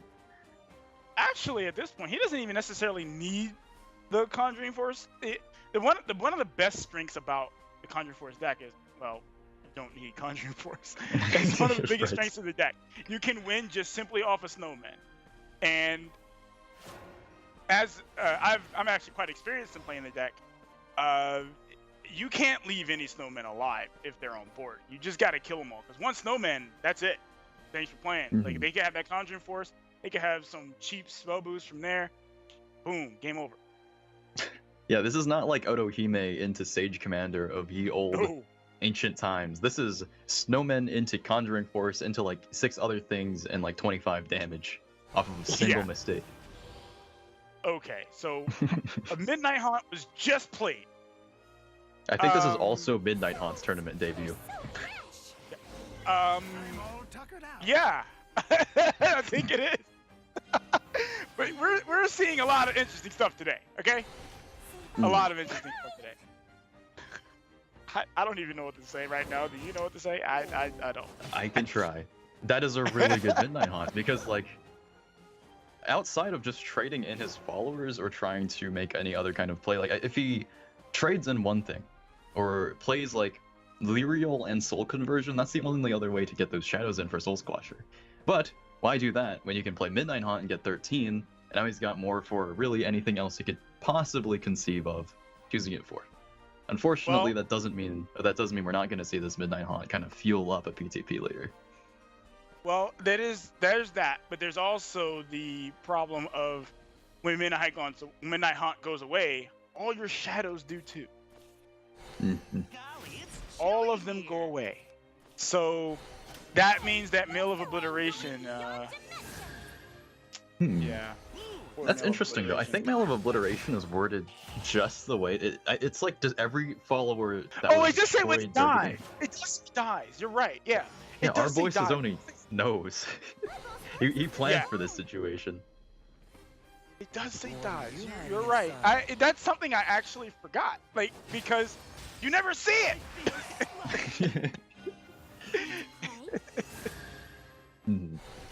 There's gonna clear up. Okay. You know, Sazone being kind of like one of the pioneers of Conjuring Force knows what happens if he leaves up snowmen, so he tries to clear the best he can here. Well, I mean, Akamaru Red's hand isn't amazing. Okay. At least not Alright. yet.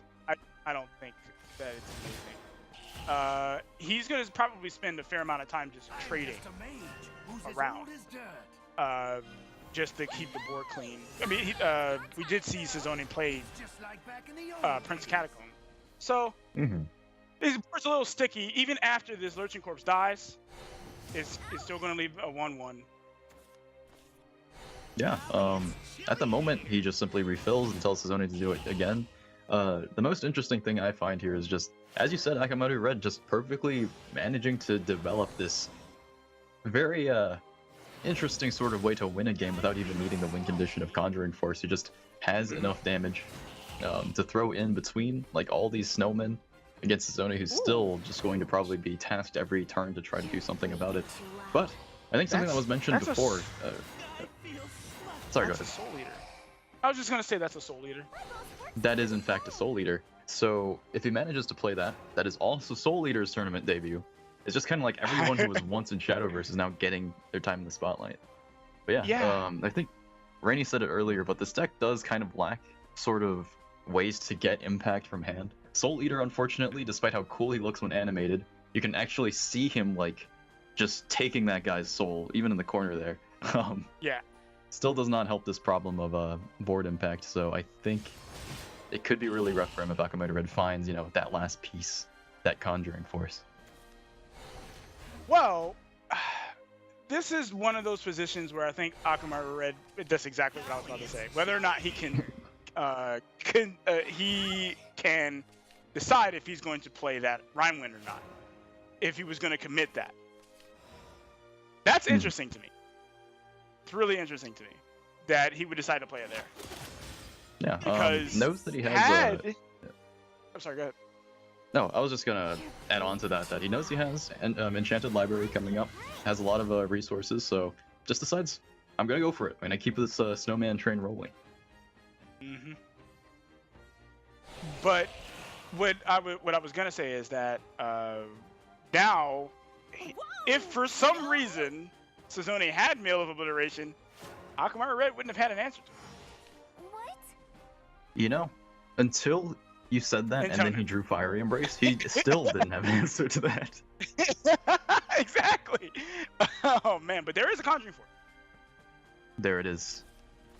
There's a Conjuring. Though, yeah, though he manages to get a couple of snowmen out, he only really has the Fiery Embrace, which is still not really spell boosted. Okay, the Enchanted Library helps fuel it up. We're looking at a pretty amazing and novel lethal setup here, to say the very least. Yeah, well, I think he just has lethal out of hand. Right? Good point. Conjuring Force. two Blade Mages. So even if Sazone manages to clear the board. Oh wait, that's not lethal anymore. Because Soul Eater.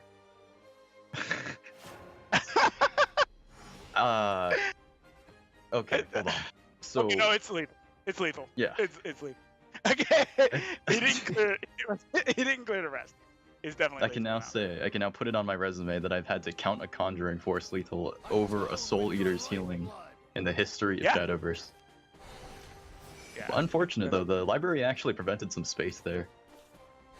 I think if Yeah, not but- for the library popping, he didn't quite have it yet. That's game.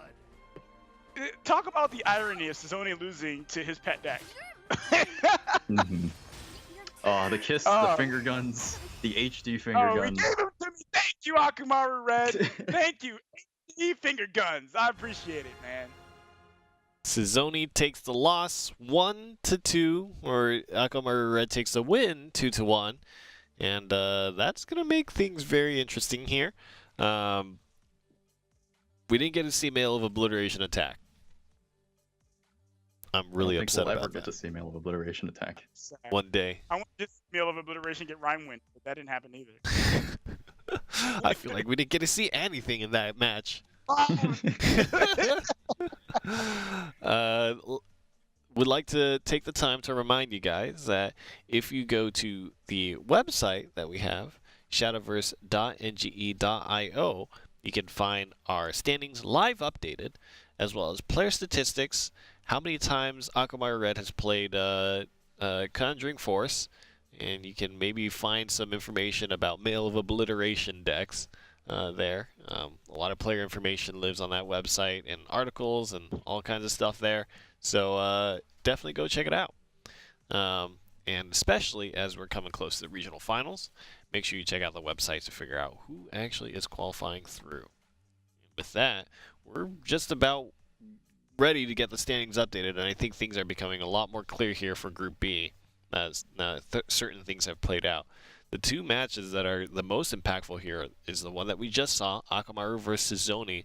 Actually, there was a world where if Sazoni won this match against Akamaru Red 2-0, he would have the highest win rate. If everybody was tied at 3-2, he would have actually the highest win rate percentage, which would put him first in the group. But that's not what happened. Let's take a look at the standings here and see what the results actually are. This puts Akamaru Red at 4-1, Meow at 3-1, Onion Sheep at 2-2, and Sazoni is going to end at 2-3. Now, here's where things get really important. Now that Akamaru Red has made it to 4-1, there is a world where if Onion Sheep loses to Meow and puts himself at 2-3, depending on if Onion Sheep loses a 0-2 loss or loses a 1-2 loss, that's going to decide whether Sazoni is in the top 3 or not. Okay, so if Onion Sheep loses 1-2, the tiebreak will resolve based on match win percentage that Onion Sheep and Sazoni are tied, and they will go to their head-to-head. Then Onion Sheep will be on top of that. So, basically what you guys have to watch out for. Will Onion Sheep be able to win or at least lose 1-2 against Meow? Those are the two scenarios that Onion Sheep makes it through. If Onion Sheep gets dunked and gets pile drivered and just gets German suplexed and loses 0-2, Sazoni's in. Sazoni's not out of the running quite yet. Not out of the running quite yet. So there's still a world where Sazoni can make it to the regional finals. It's just highly unlikely if you look at the numbers game. Insane. I don't think it's an exaggeration to say that, like, we're in this situation because Sazoni is actually a fantastic player. He's brought a lot of crazy stuff, but we must not forget that he's also pioneered a lot of crazy stuff and made a lot of stuff work. So That's true. even though his performance may seem very very- strange to a lot of people now, I still actually believe him in as a player. He's like made it this far and gotten a really nice win rate on the back of his skill at the game. So the question is, do you believe in Sazoni? And we'll have to see. We'll have to see. It's all in Onion Sheep and Meow's hands right now. But before we get to those matches, we're going to go to a break, and we hope you guys enjoy some promotion for the regional finals that we're going to show. And upcoming after that, we're going to have a discussion about Chrono Genesis, the new Shadowverse expansion. If you guys have not seen the trailer, sit tight, because that's coming up right after the break. And we're going to spend some time talking about it and being able to talk about things like rotation and some of the cards that are teased in the trailer. So enjoy some of the promo material. We're going to go get a cup of coffee, have a little bit of a break, and when we come back, more Shadowverse Open.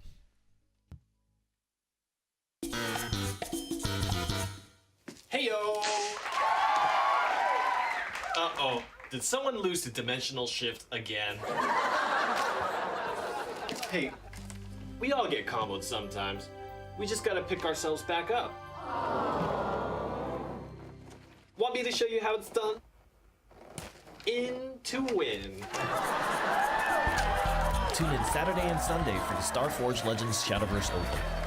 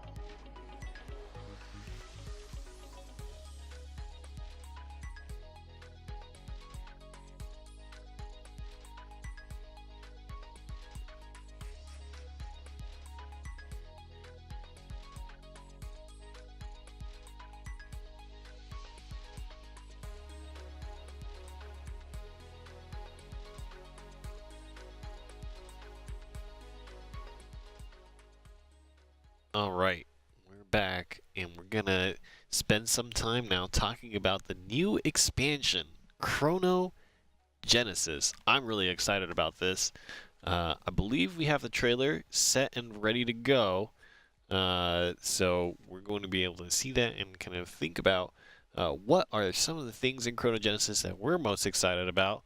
So, as soon as that's ready, we'll take a look and get excited for who the new prettiest heroes are going to be, because that's what I look forward to every expansion. So Nice. let's first take a look, and then we can talk about it.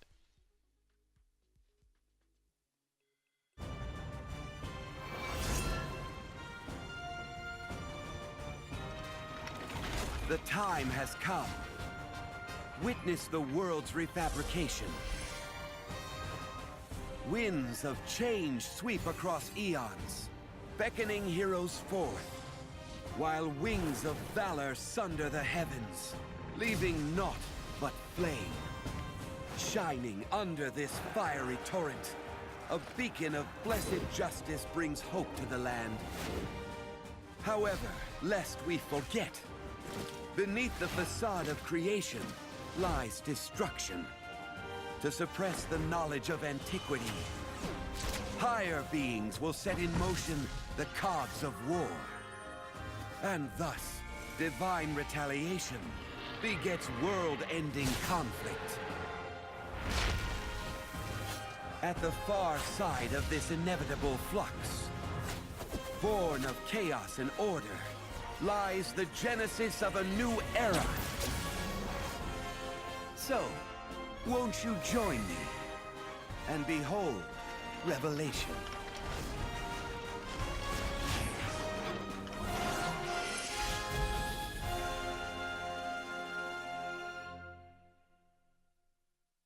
There it is, Chrono Genesis, December 29th. I can't wait. I need names. Specifically, that guy with the long hair and the sword who like kind of holds it up, kind of looks like a swordcraft follower. Who is he? I need to know. The guy who's doing that, and then the laser shoots overhead. Yeah, that guy's pretty cool. I think the laser cannon robot artifact things are pretty cool. I think that's awesome. And then Fairy Queen, that's pretty cool. Mhm. Yeah, Fairy Queen. Notice at the very end, he's like, "Won't you join me and witness revelation?" So, can we expect revelation? Is that like Please! Get rid confirmed? of it! Get rid of it! No more revelation! Again, hook me up. Get rid of it! Yeah. Get rid of it! Get rid of that card. Okay, ignore him. Senpai, what are some of the most exciting things, particularly about the trailer that you saw that you're kind of looking forward to? Number one, the only thing I have to mention, Zernitra. Okay, I want a playable Zernitra. Side game. Can I please have a playable Zernitra? Okay, can I please? I know idiots will back me up, man. Yep. If Zernitria gets re-released and is changed a little bit, is that now the only kinds of deck that you will play? Oh no. But it's the thing I'm most excited about from the trailer. Specific. That's true. Yeah. Yeah. That's super cool. I actually really like how they kind of are looking at a lot of old cards and kind of reimagining them. I think that's super awesome, especially for things like fan favorites like Zernitria, right? In Mofu, you like the swordcraft-looking follower. What about the big robot guy that gets chopped in half? That guy's pretty cool. Once I saw him, I was like, "Is that hulking giant?" And then I have been looking at him for a while, and I'm just like, I can't even begin to guess what that card does. If anything, it probably has large stats, and that's it. But it's so ambiguous. It's just like, I want spoiler season to begin already, honestly. I wonder, Right. so this is my out on a limb guess. I wonder if it's like he has some kind of like, oh, if you have this, like his stats are X, right? And like it gets whatever. And then when he dies, he comes back but has half of those stats. And then, I don't know. He gets cut in half. I think you That's just my made guess. Mail of Obliteration good. When it comes back and has half its stats when you kill it. And it like stops at like 1/1 or something like that. I don't know. That would be kind of interesting. I feel feel like that would be kind of cool. But there are, of course, a lot of other things in Chrono Genesis that are going to be happening, like rotation and all that kind of stuff. But it's like we pretty much talked the whole time about the actual aesthetics of it, since it is really cool. I actually really like them ever since Wonderland Dreams. You know, say what you want about whatever the expansion is, but in terms of the aesthetics, Wonderland Dreams a very strong one. Starforged Legends also really strong, and then now Chrono Genesis, especially with like the new Portal Craft stuff and artifacts and machines and clockwork and stuff like that. I think it also has a really strong aesthetic tied to it. So I'm actually really enjoying the expansion from that perspective. What do you think? Just, I guess, one other additional thought about rotation, Portal Craft, tournament mode, anything that is number one on your list. I think I know what all of our things are, but Aya Senpai? Rotation 100%. Okay. Rotation 100%. They could have not announced anything else and just said, we're doing rotation. You would have been like, yes, good. That's an expansion for me. All right, we'll see you guys in 3 months. Wait. Let's go. What about for you, Mofu? I echo that. They could have not made an expansion and just done rotations, and I would have been fine. But I'm actually really interested in a lot of other stuff as well. I think with this rotating, they've already been kind of doing rotations with Take-Two. I'd like to see how that continues to develop. I really like that format and how it's going. And if anything, as you talked about with aesthetic, I was like, so Wonderland Dreams and Starforged Legends are based on like these kind of themes from like mythologies or like storytelling, but Chrono Genesis looks like it's just shadow versus plot moving forward. So I'm really looking forward to seeing how that affects like story mode or other stuff. Yeah, and they always release kind of expanded story modes and stuff like that. So obviously for people who really like that, you can go ahead and check that out. So rotation, aesthetics, story mode, all that kind of good stuff.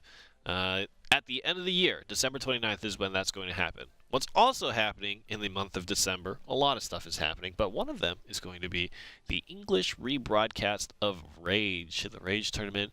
It's at that time again where the finals are here, and we're going to broadcast the English stream Saturday, December 9th at 6 p.m. PST, twitch.tv/NGE. Wait and join Envy Bear, Aya Senpai, and Ignidius to see who the best player in Japan will be. That is Rage.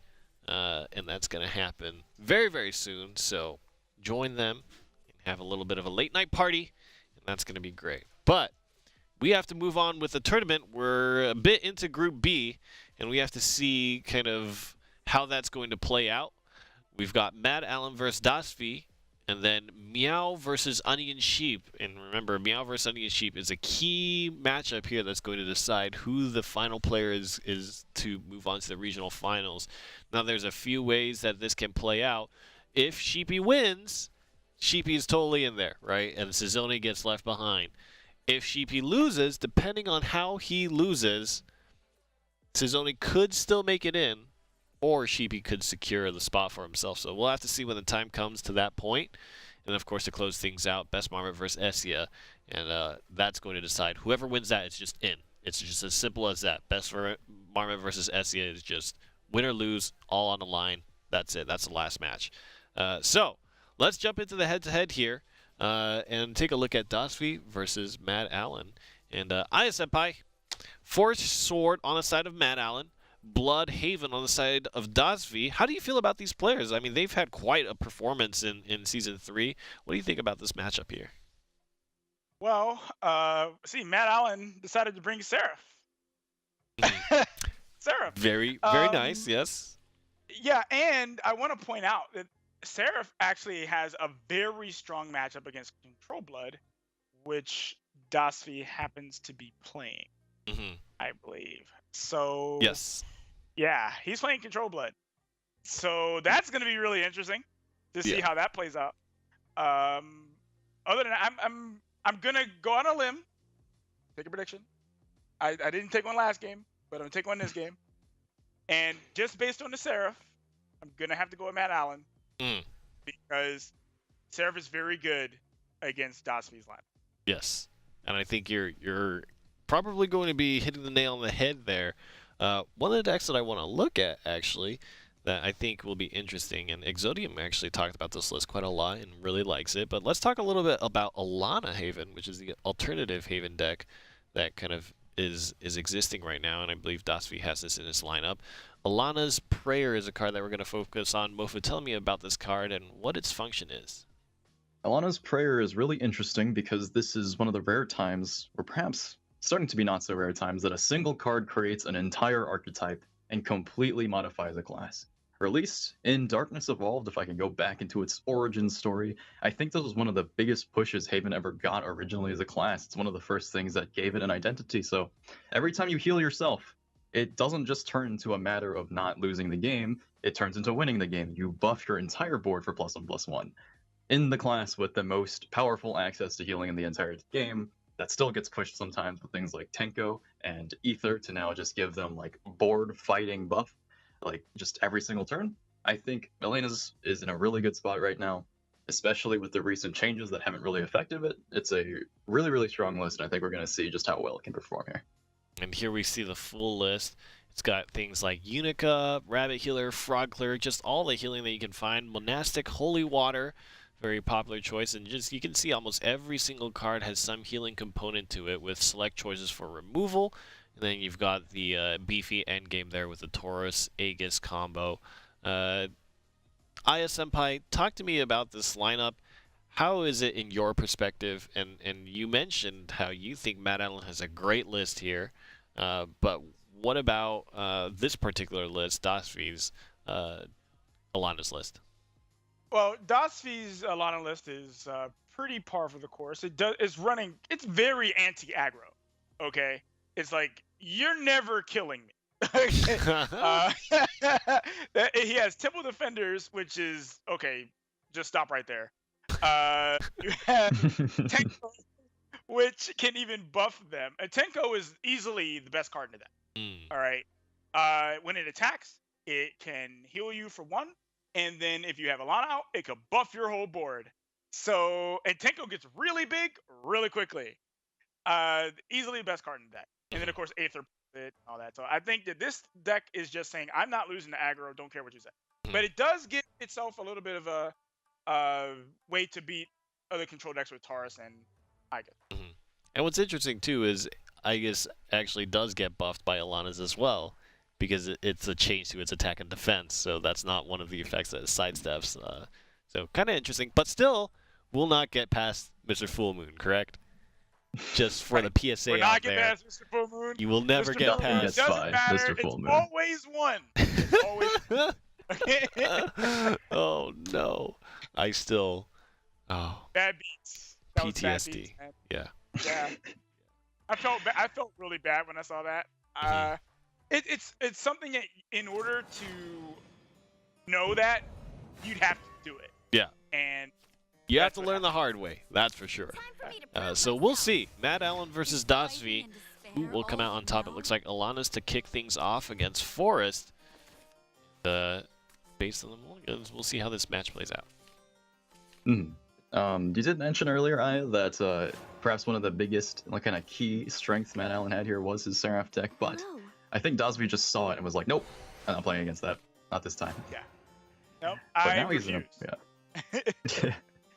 but now he's in a pretty good spot. I mean, maybe he could have some trouble trying to play, like, sometimes Elena can struggle versus Roach, sometimes it stays out of the way, but Matt Allen is going to have to get a victory here with a pretty standard aggro sword list into 2 decks that just absolutely refuse to give games up to aggro, so I think Matt Allen's actually in an uphill battle after the way bans have worked out.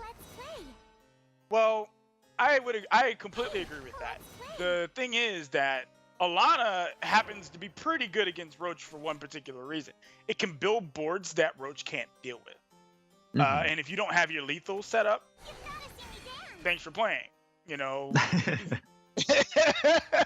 for playing. If you don't have your lethal set up, that's it. It's a wrap it up. And even then, you look at Matt Allen's hand right now. It's not okay. It's a little better now with that. That was a good draw, because he was gonna have to treat his 2 fairies into it until he drew that. And it hurts being on the play here because he can't really develop Elven Princess Mage either.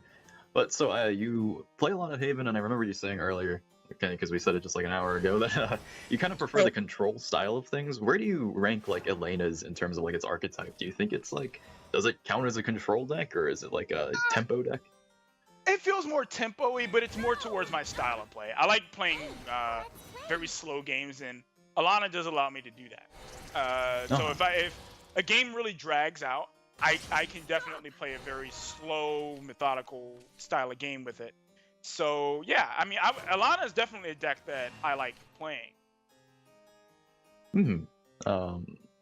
I think interestingly enough, I feel as though like Elena has just completely been transformed by the addition of Tenko and Ether. But funnily enough, I think like also not yet at the turns where he can develop cards like that.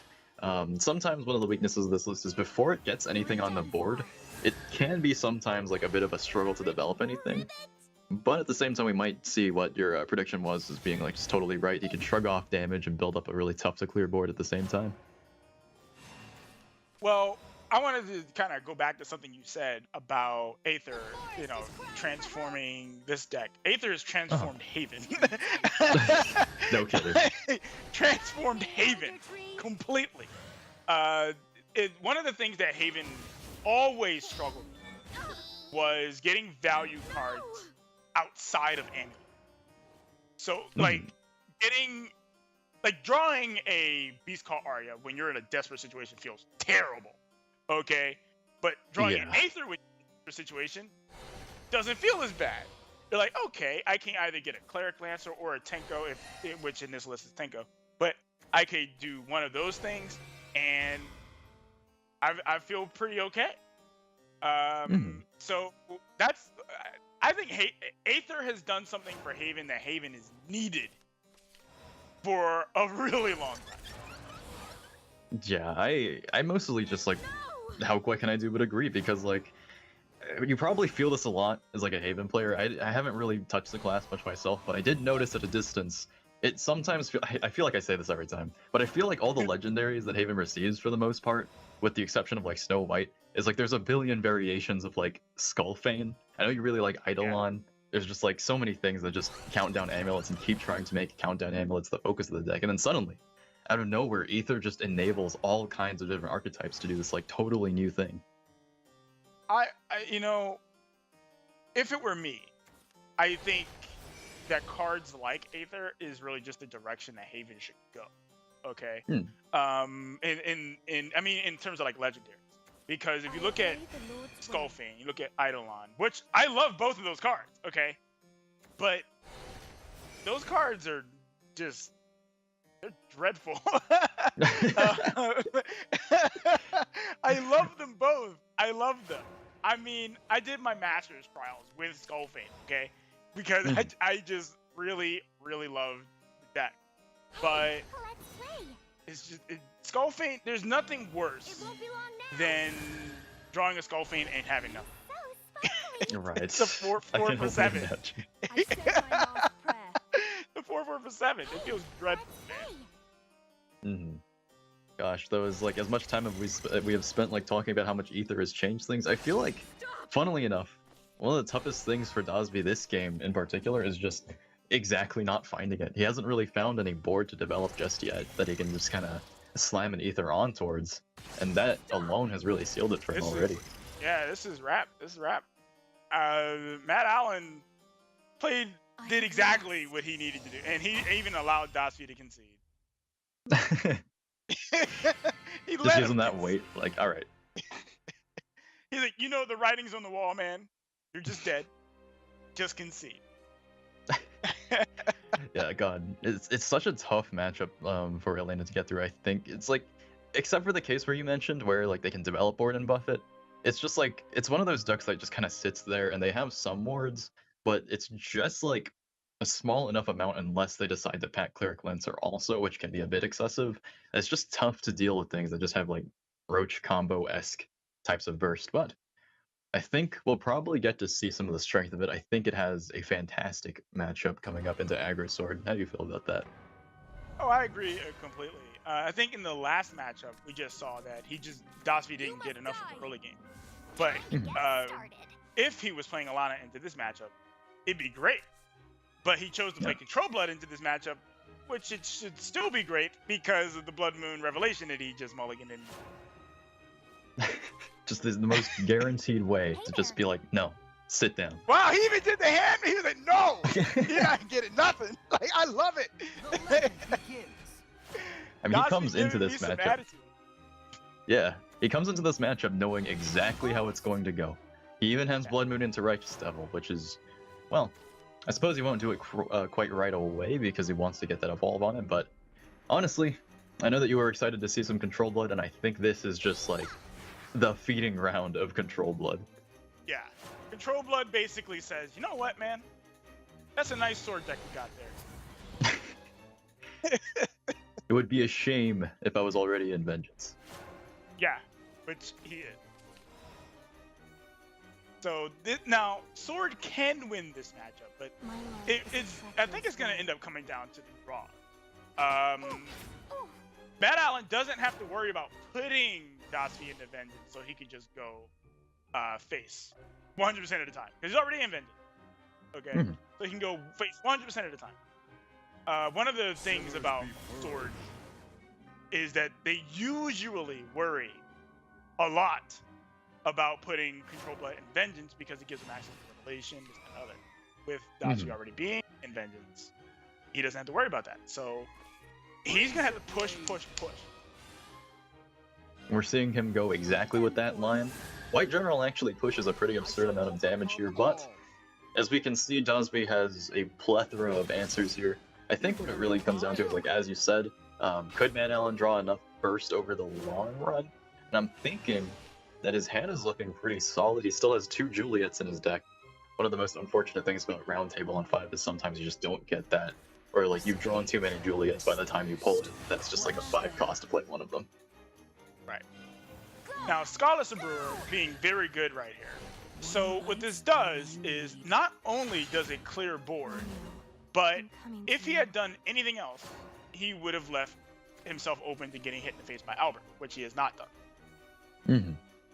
My love is a treacherous rat. It's actually, like, one of the craziest things to me about Scarlet Sabura is every single time I see this card, it goes 1 for 3.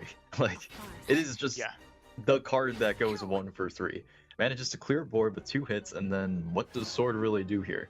Even if they, like, Sword has a really limited access to things like removal. He can't hit that with, like, Tsubaki or any of the other, like, kind of tempo removal they have at best, like double hull swing. Ugh. What a draw that was! That was disgusting. What a draw. So he played a Belphegor, drew the Diabolic Drain. He must have been praying to the right RNG gods. Okay? He's like, brother, can I get a Diabolic Drain? And they said answered immediately, right? Gosh, like, a follow-up to Sabur being Belphegor Diabolic Drain, I feel like if that just happens, then just everything went right for you. That's just kind of the end of it. Now, I do want to say that if Dasvi does not find a way to heal this coming turn, Matt Allen has lethal by playing Albert into the Centaur Vanguard. Gonna need to do it a second time? And didn't get it! He didn't get it! He didn't get it! We talked this whole time about how this is like the feeding ground of Control Blood. Like the one matchup that they just more or less always do really well. And we found the one situation where Agrosword actually just pushes it right through. He eats so much. Like he ate Scarlet Sabura, an early Blood Moon. He pushed over a Righteous Devil that was active on 4. He pushed over a Diabolic Drain. Like, that one just sweeps through. I feel like we just recorded rare footage of like what the heck did I just watch? Control Blood doesn't lose these matchups. Well, apparently they do, because that just happened. I cannot. How much gas do you have to be able to do that? I mean, it was basically like a perfect curve from like what 2 to 7. Yeah, he had everything. 1 to 7. He drew. 1 to 7. He did the right thing. He did the right thing. He did exactly what I was talking about in the beginning. He just went face, and ignored the fact that Vengeance don't care. Just go face, and that's it. That's all it was required. Face, and he did it. And I say it came down to draws, and that's exactly what happened.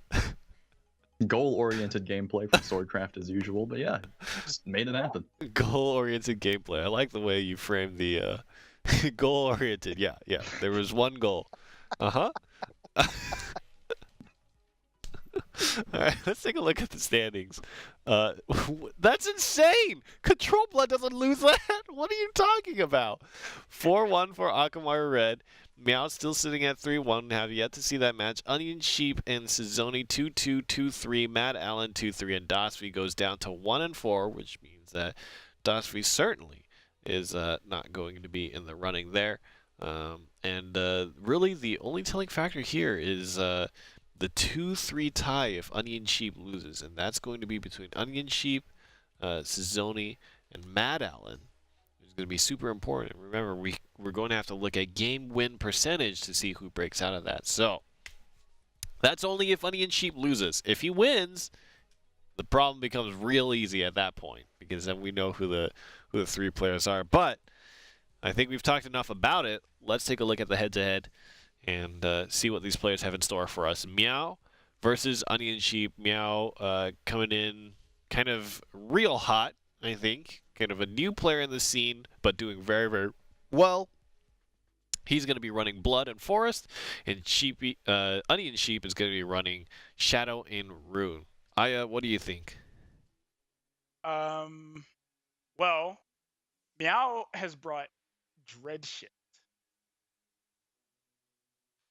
That's sweet. That he has. That's sweet.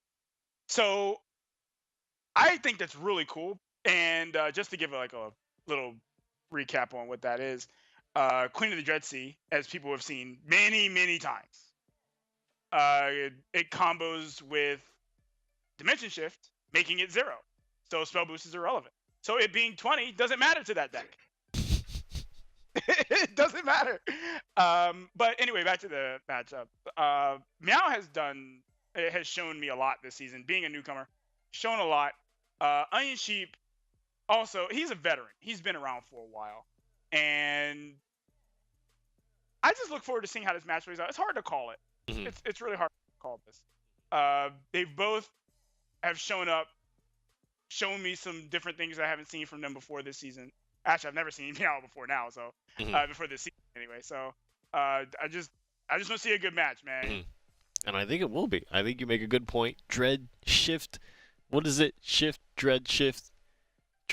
I think that's the name. Wow. Yeah, Dimension Shift, Dread Shift. That, isn't it? Dread Shift. Dread Shift. We saw it actually once. The first time Queen of the Dread Sea was there, I think in that first tournament that we saw. I don't remember if it was a show match or something like that, but was it Gengar that did it? Somebody did it, and it was just like they just made that combo happen and just swung with Israfil. It was incredible. But looking forward to seeing that and seeing if the combo can be played here. Incredibly potent, but you do have to wait till 10.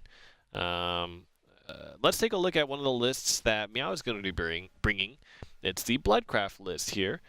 We've seen Blood a lot in different fashions, so I want to talk about some of the more niche cards that are going to be included. And I think one of them, would love to get your thoughts, Mofu, on this card, Queen Vampire. What do you think about its inclusion in Meow's list?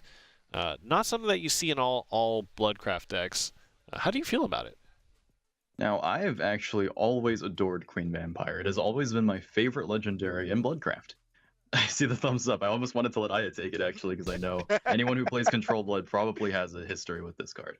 Queen Vampire is a very strong card despite her kind of low stat distribution on herself, because she does one of the most powerful things you can do in Shadowverse. She denies good attacks.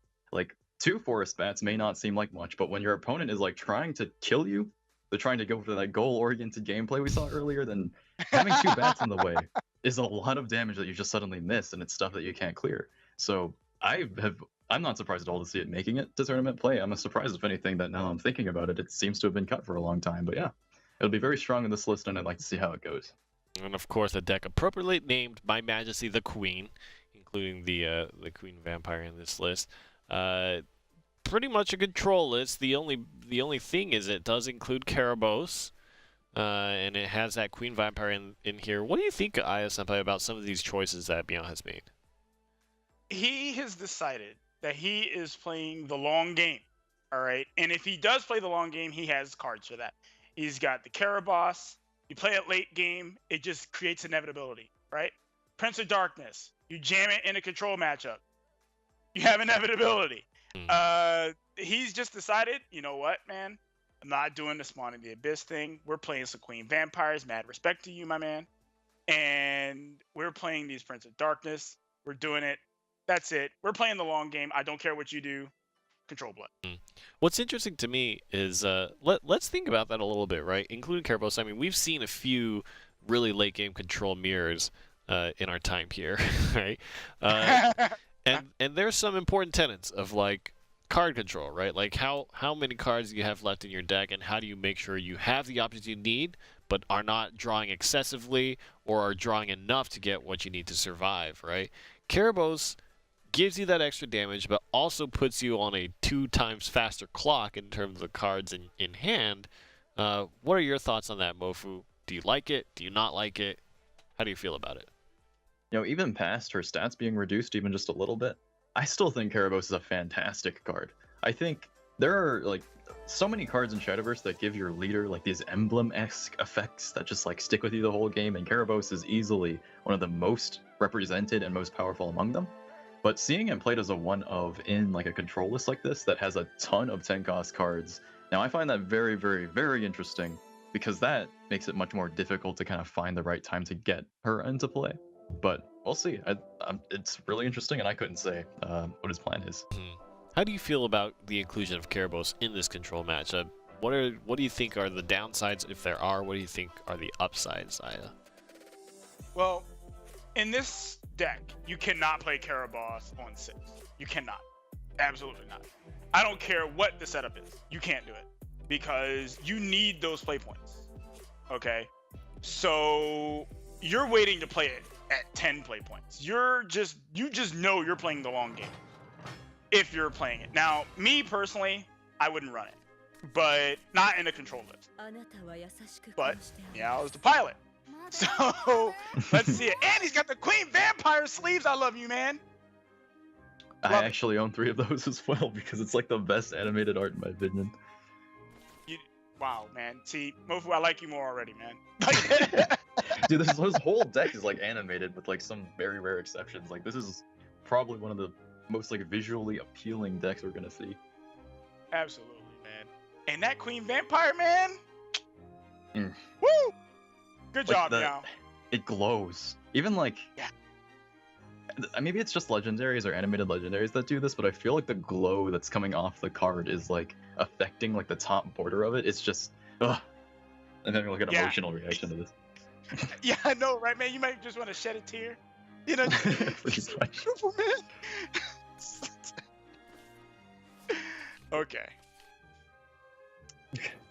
I've got it together. That's it. This matchup is, especially with the way that Meow has built this list like you described, this matchup's going to take a pretty long while. I mean, Shadow takes a very long time to end a game, especially a mid-Shadow like Onion Sheeps. It just goes to its 7 cost and hopes that that's going to be enough to find in the damage to find lethal eventually. Usually never happens on 7. And Control Blood just kind of waits to see if an opponent can do that. So how do you feel about, like, just in general, who do you think's favored here? Well, actually, I do think Control Blood is favored, but only a minor favor. Okay? Mm-hmm. And I'll tell you why. Because Shadow has so many value cards, especially mid-Shadow. You got Thane, which I detest. Okay? You have Ektar, which I detest a little less than Thane. But you have so many value cards. Zombie Party, Death Breath. You know, but I respect the animated Ektar. Mm-hmm. But it really just continues going on with Shadow. It's like it's like the amount of value that it can squeeze out of every last card is like so much more than like the average other class, that we actually see ourselves in this situation all the time, where mid-Shadow is just kind of grinding against decks that have like immense weight and value like Control Blood. That said, I think one of the more interesting things we're going to see soon is, I was thinking maybe Meow only runs 1 Kerbos because he wants to not draw it until turn 10, like you said. But he sees it like in his opening hand. He's got a way to sort of just curve things out and sit on it. I'm still super interested that he chose to run it in the first place. I cannot imagine a world where he plays that card on 6. I can't imagine a world where that happens. Don't think he's gonna do it next turn with this hand. No, I don't think so. I can't imagine. It's like, nah, forget this Prince of Darkness. Temptress Vampire? Nah, I'm just gonna wait 20 turns. Here you go. I mean, he's basically bricking his whole deck to play a Carapace next turn. Like, I just don't think that's a wise decision. I think it might be like the greatest BM ever invented by man. But you're probably right. There's like the 0% chance it goes for it, but it's really cool though. It's like this huge refunding amount of value that's like, you know, if I do get to play this eventually in the game in a control deck, then I just never run out of win conditions, and that's probably what we're going to see this like start to turn into. But that's it. Onion Sheep only really needs, I think, one game before he like just makes it. He's in. All he has to do is go 2-0 or 1-2, and he's fine. Yeah. We do see him Meow have both Queen Vampires in hand. Yep, that's both of them, and they're both Yeah. the pre-built deck ones. Yeah, and you know what? I like you more, Meow. I mean, I like you already, but I mean, this man's putting his money where his mouth is. I like it. Yeah, you know, something that actually strikes me as pretty funny is, though it's not like you really build up these shadows over time against Control Blood, Queen Vampire forces you to figure out something other to do than Eekter half the time. Because if Eekter just comes down and there's not really, maybe just some followers from hand that kind of support him, then the rush from the zombies, that value is more or less annihilated by those bats. Right. And Meow could he's gonna really need a revelation very soon. Or revelations, plural. Yeah, just basically just count the 7s here. Yeah. That's a lot of Thane. That is just gonna be back to back to back to back. Mm-hmm. You're breathing. If there's any like sort of glimmer for Meow at the very least, he is on the play. So if he can just manage to kind of tough this out, he is going straight into a Bahamut, Yeah. which could help That's gonna be one of the queries. Yeah, that can help one of the problems. I can see at least 4 problems in Onion Sheep's hand right now. Yeah, gosh, I think maybe that could be even one of the things. I'm still observing this matchup all the time. These are 2 decks that I don't really see like leaving Shadowverse anytime soon. Maybe Control Blood is losing like most of its tools, so sure. But Mid Shadow's gonna be around a while. All the cards we're looking at, Eekter, Thane, they're staying. We get rotations, Yeah, but they're not. can't ask for them to go. Yep, they're not going anywhere. They're chilling. Yep. It strikes me that probably Bahamut doesn't really solve this at all. Because if he goes into a Thane and Bahamut comes down, then the White King costing 0, having ample shadows to work with, it can just kind of activate, so to speak, off of an Eekter or Wake Up perhaps, and that just kind of crashes into anything. It doubles his hard removal that he needs. Yeah, that's okay. Let's just objectively look at Immortal Thane, okay? It's 3 bodies on its own. When it dies, it produces a 4th body. Mm-hmm. You know, pretty good. It's good. interesting. What's really interesting to me is Goblin Princess is super similar as a card, but Thane just having that additional cost reduction on it and Bane on the body that it perceives is just like, now this card is just speaking value. I also wanted to point out, I was just kind of counting this out. If he had 1 more 7 cost cards in hand, he would have 7 7-cost cards on turn 7 with 7 shadows. But hey, nope. well, no, that didn't happen.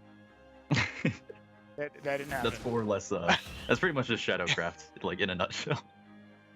Well, this is where the matchup really changes for Control Blood to Mid Shadow. It's if Control Blood has not been able to establish some level of control by this point in the game, it's incredibly difficult for Control Blood to beat Shadow. Okay. What do you define as like, just going off that, like control of the game? Like right now he's still like full defense. It really wasn't until turn 7 Onion Sheep starts to push on him. Like, I'm not a Control Blood player. Like, what's the situation here? Is he in a good spot? Well, Well, Onion Sheep is. Meow is not. First off, Meow doesn't have any players. Okay. The second, and probably the worst of it is that even if he did have removal, a lot of his removal, like, well, he did draw a Revelation just there, but a lot of his removal is going to be like 1 for 1, not 2 for 1, or unless he gets Hungry Horde, then maybe. But Yeah. a lot of his removal in the deck is going to be 1 for 1, which you really need 2 for 1s or more when you're playing against Shadow to be able to compensate for the fact that they can just jam Thane, Ektar, Thane, whatever, or play Zombie Party, get a bunch of shadows, and I mean not a bunch of shadows, but well, they generate shadows, but a bunch of zombies. It's hard to keep up with the value. If Meow had any sort of board that could stick for just a turn in the earlier part of the game, he would be able to have some level of control over what's happening. Right now, Onion Sheep is actually the one controlling the game. He just has so many things he can play. Yeah, it definitely seems that way, that Meow is like, he's on the play, but whereas a lot of decks just kind of use that to take control of the board, Control Blood's not really one of the decks that can. Even if you can get stuff like Queen Vampire out early, it's just back-to-back with Necro Assassin, Zombie Party, and other stuff. Shadow's more or less kind of just the king class of, hey, I remove your thing, and I also develop all of my stuff at the same time. How about that? Yeah. Value Town. That Pretty is much. Shadow. Value Town. All the value in the world. And again, we're seeing a situation where Onion Sheep doesn't even look worried. He's like, you know what, man? I got this game on lock. You know, I'll do what I need to do, but I'm pretty sure I got this. And judging from the way things look right now, you know, he's doing pretty good. He can get rid of this mask easily. This game is looking really bad. Now, that doesn't mean that Revelation and Bahamut can't help. Okay, that doesn't mean it can't help. They just aren't helping right now. Which is what he means. It would be actually super rough now that I'm looking at this if he had to use a Bahamut or Revelation before Onion Sheep even plays an Immortal Thane. And I think Sheepy is thinking the same thing. And he just developed everything but those cards. He's like, it's been my turn 7 and turn 8, but I know you're waiting for me to play these so you can start grinding. I'm about to deal with my Zombie Party first. Well, he did get a second Revelation. He got a second one. But, major but, I don't know if it's enough. Now, he does have access to playing Temptress Vampire, but I think it's a terrible play. Maybe a little, yeah. A little bit of bravery needed on that one. Oh, okay. Meow is starting to draw into some stuff. He drew Emeralda there. Emeralda will certainly help against the Thane ward. I forget the name. White King, I think? White King. Yeah, White King. My most recent skeleton endeavor has kind of just given me this attachment to Immortal Thane, but seriously, what a strong card this is. In that he's hard to deal with. He does damage as you deal with him, and then he leaves behind a costless Boardbane after dealing with him, which is like not only being timed as a card that manages to both define like a mid-range as a finisher, he also just completely scrapes through control matchups as we've been sort of developing this whole time. But Onion Sheep has been super patient and has just been waiting to play these for a very long time. I think this could start to really give Meow time to work on stuff. Using that soul conversion actually it does damage, but it kind of removes the threat. Well, not exactly. So he's doing damage. The thing is, he has to start applying some pressure to Meow, and this actually protects his whites. So by him getting rid of the Immortal Thane and then using this to protect his whites, he's forcing Meow to have a board clear to deal with it, or that works too. Or that, Hungry card. Super good here too. I mean, he's gotten a pretty far ways into his deck. I'm gonna check, and he runs 3 of it. So down through 18 cards, only finding the first one as he keeps drawing more. I think we'll see him hit these. We'll see him hit more answers like this. I think even though Meow was in a tougher situation, the fact that he's managed to get to the late game without taking much damage yet could give him a really strong shot at this. Well, I think that the play should not have been to play Revelation.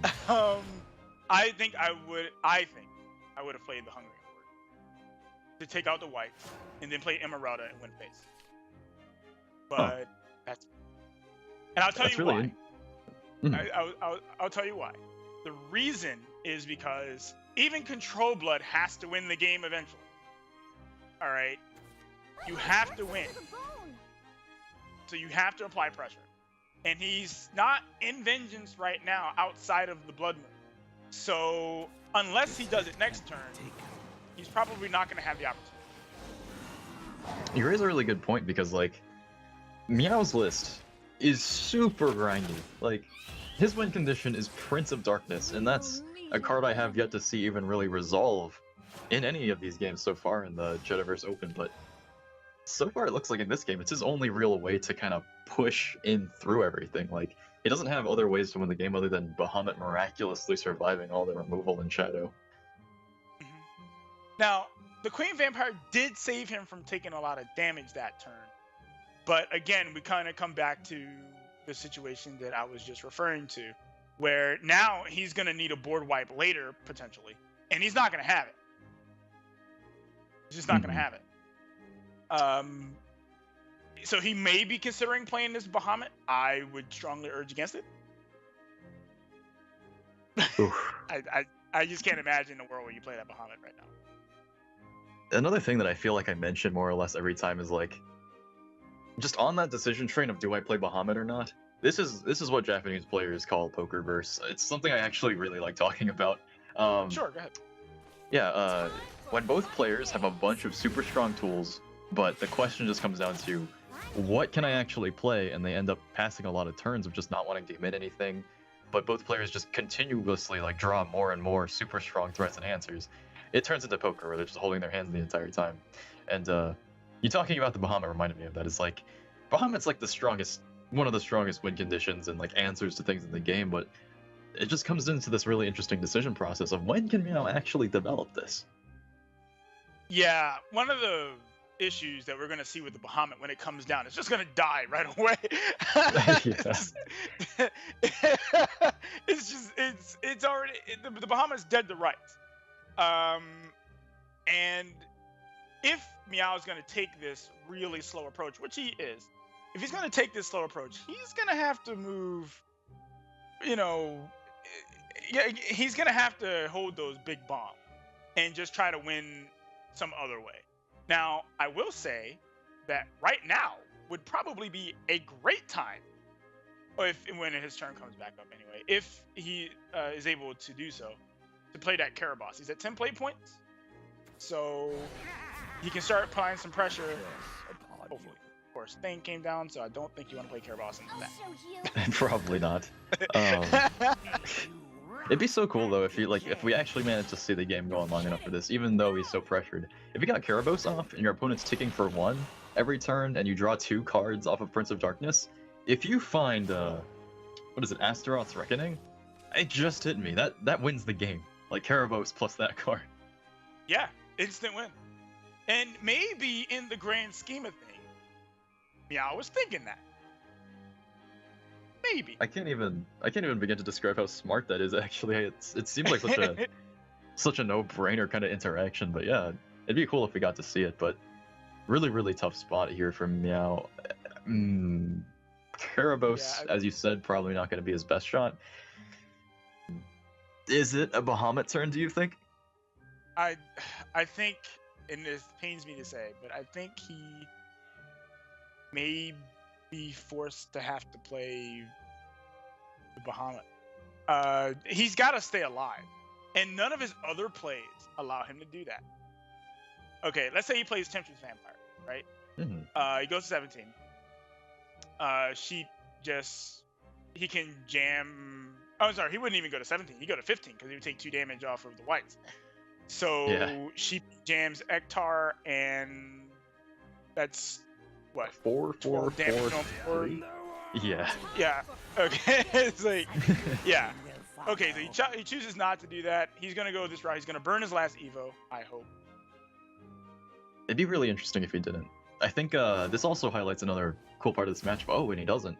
Bone Chimera is actually an insanely interesting card, not just because of how strong it is in the early game, but when you're against control in a deck whose win condition is like Aether, you put your opponent in these situations where it's super tough to clear it, it's super tough to deal with it effectively when you're like starting to run low on resources, that it's like a guaranteed way to start to push an Aether damage across.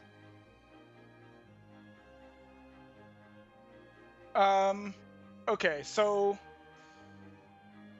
man, this is tough for Meow. Man, Meow's been behind the whole game. The whole game. Just I don't even I just it's really hard for me to be like, okay, this is how Okay. this is how he can win.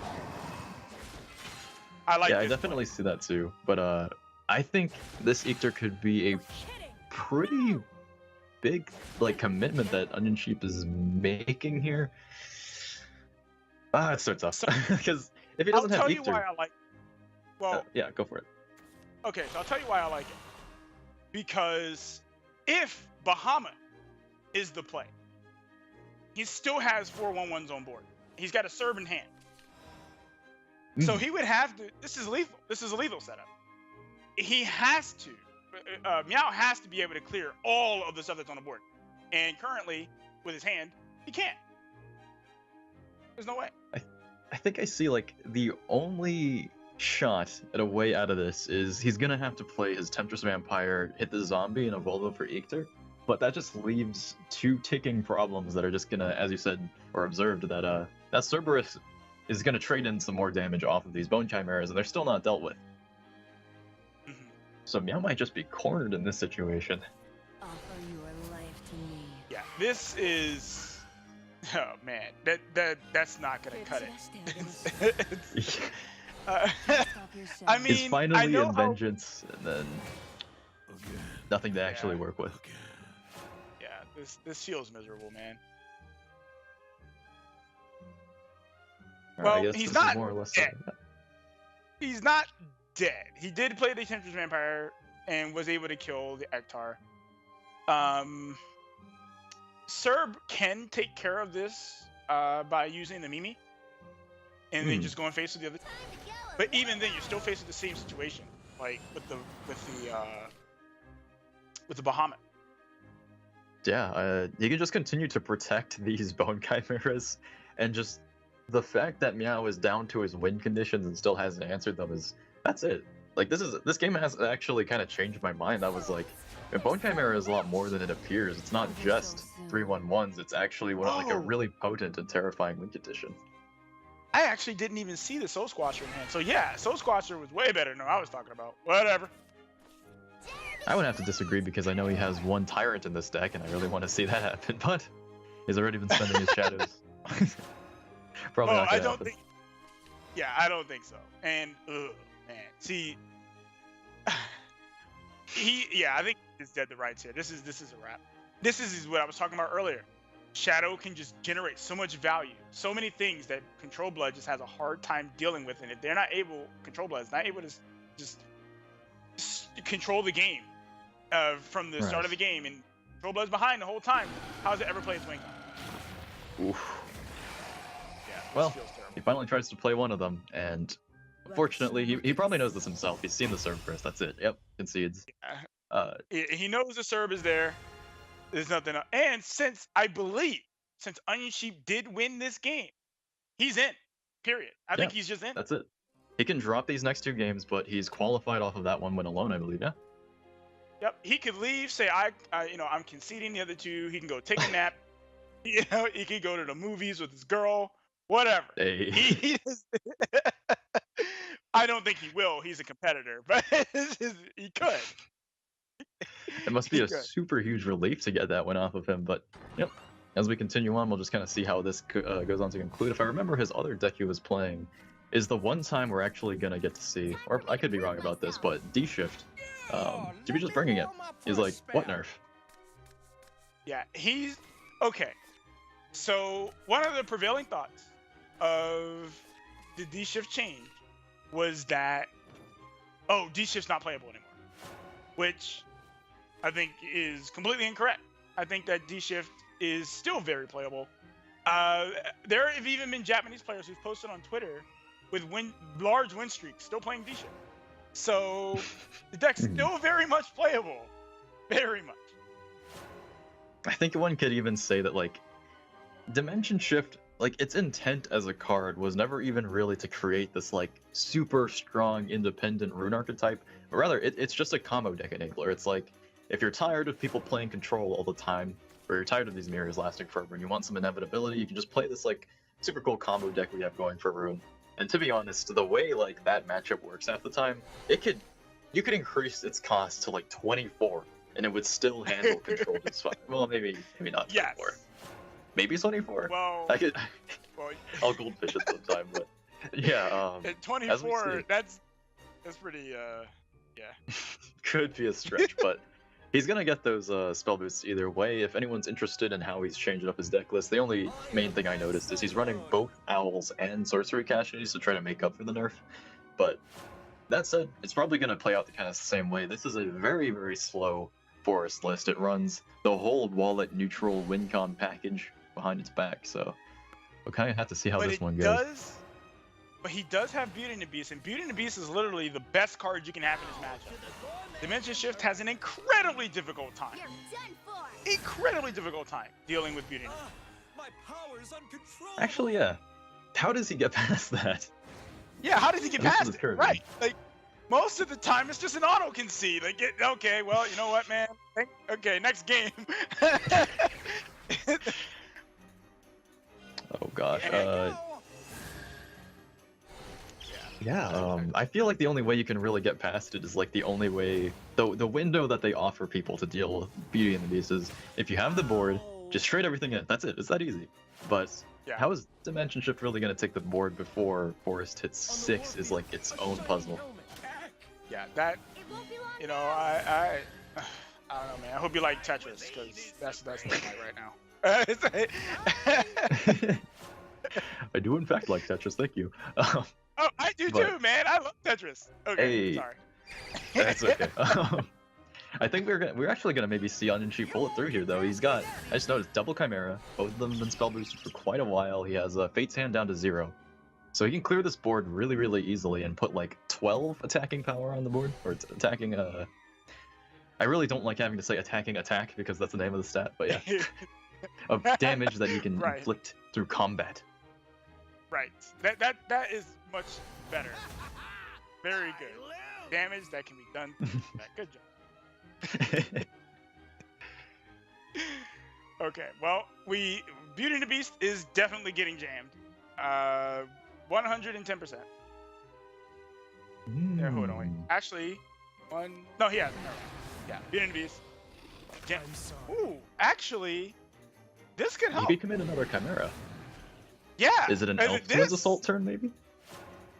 I think it's gonna have to be. Well, I don't think he has it. I don't think he has enough. Oh for that. yeah. He only has 3 neutrals in hand, and that Cassiopeia deals what, 7? You can't play Yeah, both of it's them. not enough. Iron Sheep played this perfectly. He's Yeah. like, okay, you can't play Beauty and the Beast and expect it to stay there. Like, you can't. This And ends Granted, This is, granted, yeah. he will have to commit all of his followers to dealing with it because he can't target it. But Gosh, yeah. It's so rough watching him have to throw in like excessive amounts of damage in a deck like this, but I mean, okay, well, I was about to talk up about this, but now this is actually looking like a bit of a rough situation for Onion Sheep still because he has his win conditions, but what he needs right now I think is a bit more cycle. He can't Kaleido really because he needs these followers to deal with this sizable threat. farewell. But after that, yeah, after that his itinerary's got really nowhere on it in this hand. to make it, well, now the thing is that if for some reason Meow draws another Beauty and the Beast, he can't even rely on Giant Chimera to kill it. Because Giant Chimera is just going to do 0 damage.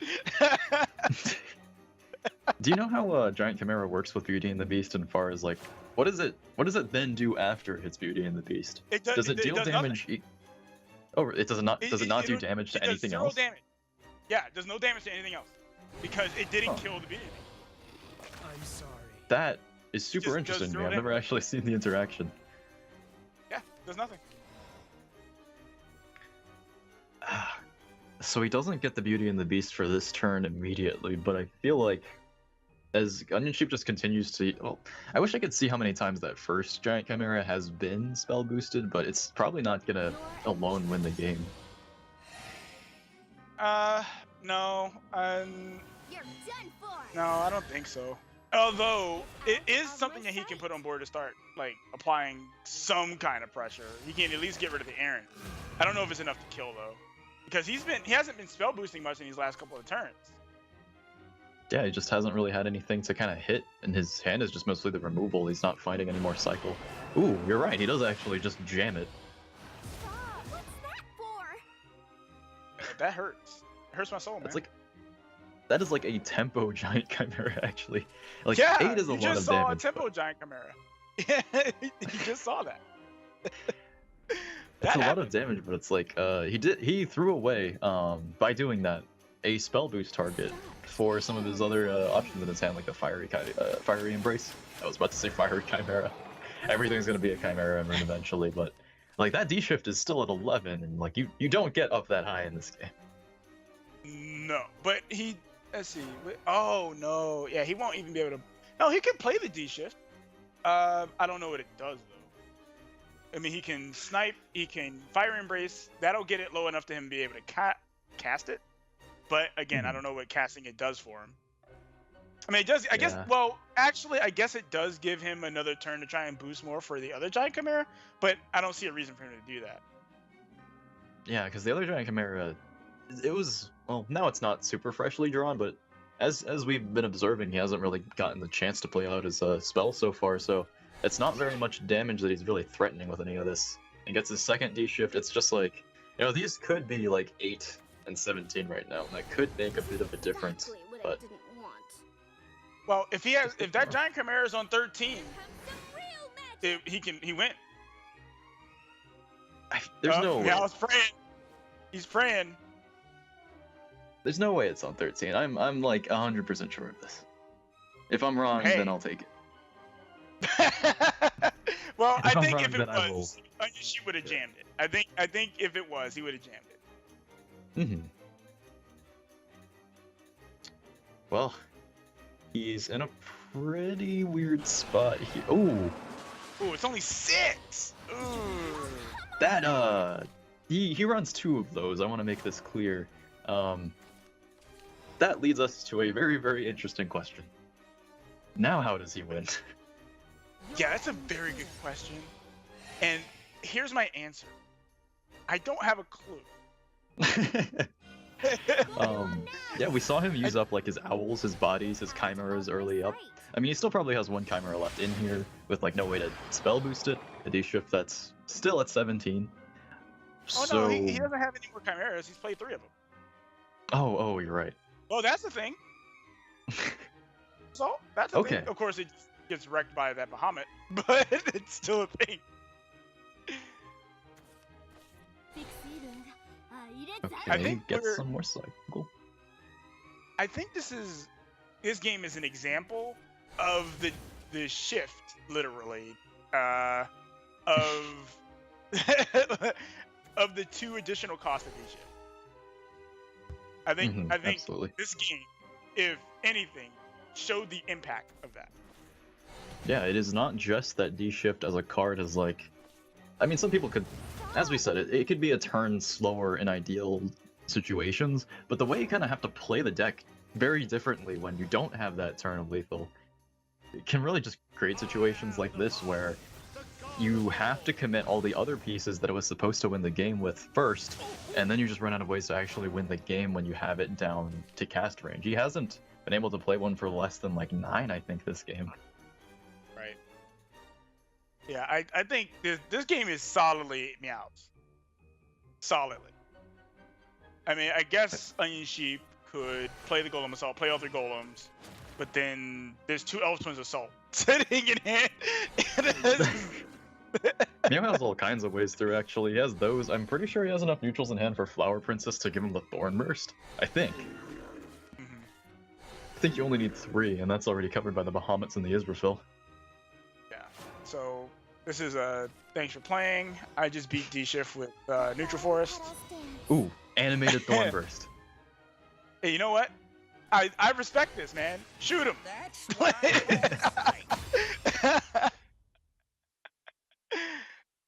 Yeah. He's so happy he won that game, and I don't blame him. That was a tough game. After Onion Sheep was able to deal with that Beauty and the Beast, and we actually kind of see now the impact of that too. Onion Sheep played really well to deal with the Beauty and the Beast, but after killing the Beauty and the Beast, he just had nothing else. Like, it's still so interesting to me because how many times do you say like, yes, I survived against D-Shift after they played they had like 2 playable D-Shifts and played 2 giant chimeras. Yeah, you And never also say all that. other chimeras and like 2 magic owls. You never say that unless your name's Meow. Basically, this is like the first time that's ever happened, and that is probably actually without exaggeration the first time that scenario has like really happened, because D-Shift didn't really have like a way to fail before. I mean, surely there are times that you just don't draw win conditions, but actually playing out all of them and that not being enough because the D-Shifts are just too expensive, that is like completely new to me. Now, this matchup is just awful for Control Blood. So what Meow's gonna have to do, and this is actually one of the times that Queen Vampire may be very, very good. What Meow's gonna have to do is he's gonna have to play a very aggressive strategy with this control deck. So the Belphegors are gonna have to be good. I mean by that, they're gonna have to essentially carry the game. Like he may even want to consider a very aggressive pre-evoing strategy against Onion Sheep, just again, so, or I guess he wouldn't be pre-evoing since he's going to be playing Belphegor in 4, but with anything else, just pre-evos, get those things gigantically huge, make it incredibly difficult for Onion Sheep to deal with. Yeah, at the very start of this, based on how Onion Sheep was drawing, he's actually got a super slow hand, so you could be right. Like, just pushing through this, it is possible for control decks that got big bodies. But Onion Sheep with that concentrate. Ooh. Both Queen Vampires. Next to each other. Both of them. Yeah, they're next to each other. Than us. Yeah.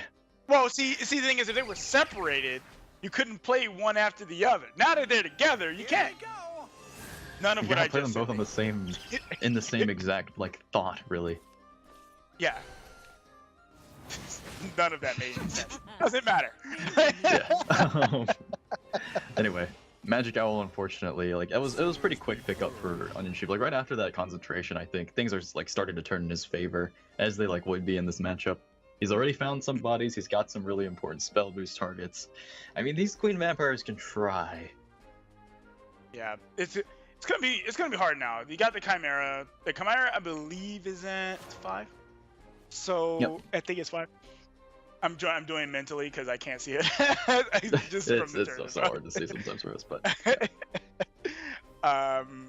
yeah. So he will be able to play that whenever he needs. Of course. I don't think he wants to play it now. Against Control Blood, he's not going to feel like he's under an immense amount of pressure. Although he could decide that I'm wrong, but you know, he's not under an immense amount of pressure. If you notice that, he sorcery cashed that Chimera because he didn't want to play it this turn. I like it, and Meow does the oh no yeah I feel you, man. All right, well, that's one. This is super. Yeah, I think that this is super interesting because something I was looking at a second ago was Queen Vampire gets pretty easily swept up into a Chimera, but now that he doesn't have it, I'm looking closely at his hand. Oh, okay, never mind. Of course. Aside from that Wind Blast, I don't think he actually had a way. You know they always have it. Come on. Until he drew Wind Blast, I don't think that hand had a way to deal with the 6-2, which is like pretty rare to say, but yeah, his hand is mostly combo pieces, which now, having had Wind Blast, is like really, really, really good for his position here.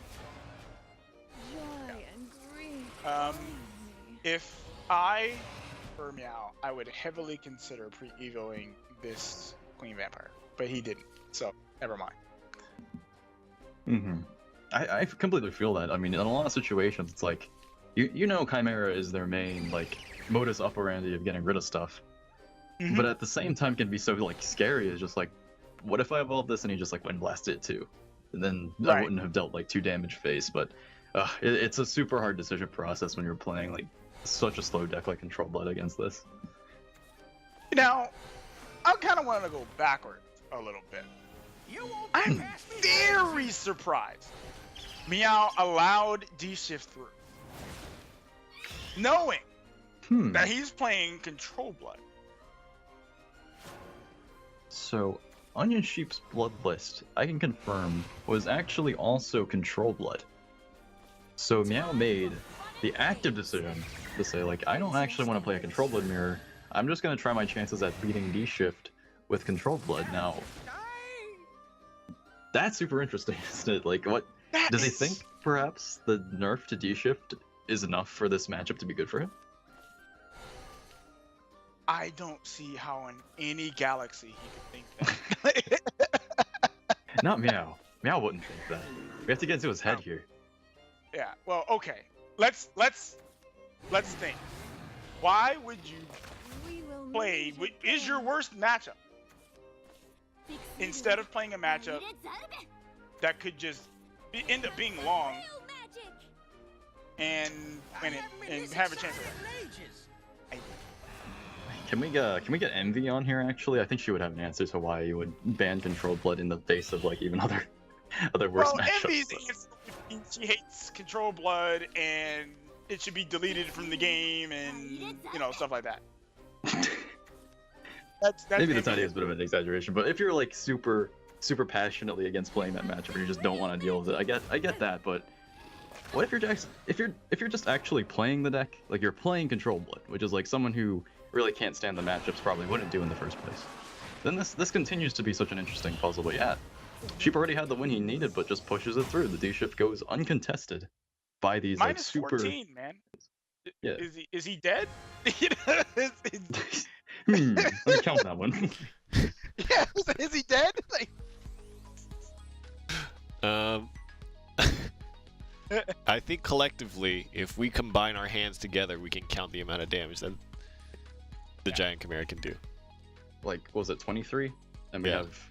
So we have 23. 1, 2, 3, 4. So we got 20 between the two of us, and Aya just needs to put up 3. I believe. Hey. Yeah, there we go. 23 damage. 23 whopping points of damage is what the giant Chimera will deal, and that means Onion Sheep will win against Meow. And so Group B is now settled. We know who the 3 players moving on to the regional finals are from Group B, and that's going to be Meow, Akamaru Red, and Onion Sheep. And the particular order is going to be a slightly different, right, based on their win-loss, and that is important because based on their performance in the round robin, they're going to be seeded into the regional finals. And Akamaru Red with the 4-1 scoreline is going to be first in Group B. Meow is going to be second, and Onion Sheep is going to be third here. So 4-1, and 2 players tied at the 3-2 scoreline, and then Cizone and Matt Allen tied at 2-3, and Dasvi at 1-4. Group B comes to a close, which means we have to hop back over to Group A now. And Marmot versus Essia is the last one. This is the last match. All the marbles come down to this one. And I think that there is no better man versus man fight here that can happen in the regional finals. All bets are off the table. Everything, who's getting in? Yep. So who's getting in? There's no such thing as win percentage or any of that stuff. It's just, did you beat this guy or did you lose to this guy?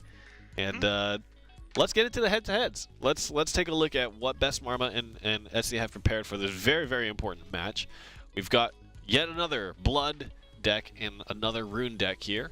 And on Essia's side, running Blood and Dragon. And we've talked quite extensively about a lot of the stuff that Rune has to offer, especially in this current kind of iteration after Dimension Shift gets nerfed. And I think it'll be interesting to see how either of the rune decks perform. What do you think, Aya Senpai? Well, if I am correct, the Essia's deck is his rune deck is banned, I believe. So Yeah. we won't be seeing that. We won't be seeing that, but we will be seeing from him Control Blood, yay, and we will be seeing Ramp Dragon, boo. Why is that? That just seems like you just don't like Dragon. Why do you not like Dragon? I don't have a I don't hate Dragon. I just wanted to do but it wasn't like he could bring Control Blood twice. Yeah. Anyway, this is by far, as we know, the most important match. Okay, who gets in, who doesn't? I'm putting my chips on Essia, man. Like, he's just a vet. He did well in season 2. He's coming back for season 3. He's like right on the edge.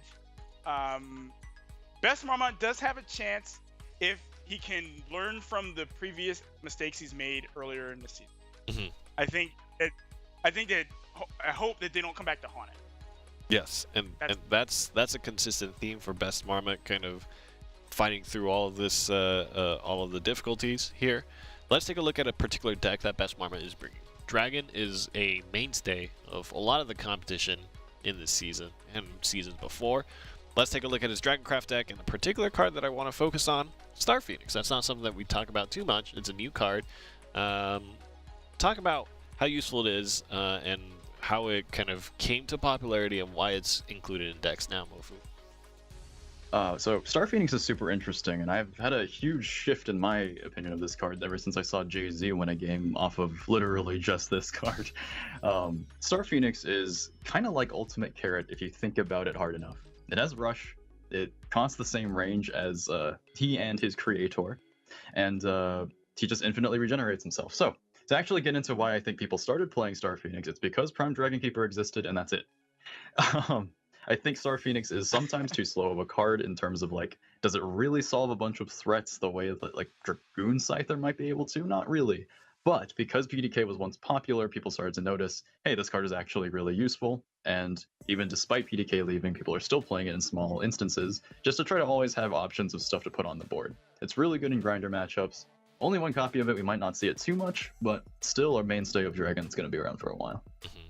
And we've seen kind of the entirety of this Ramp Dragon package in so many different forms over so much time, and one day, guys, rotation is going to come in and maybe that'll all change.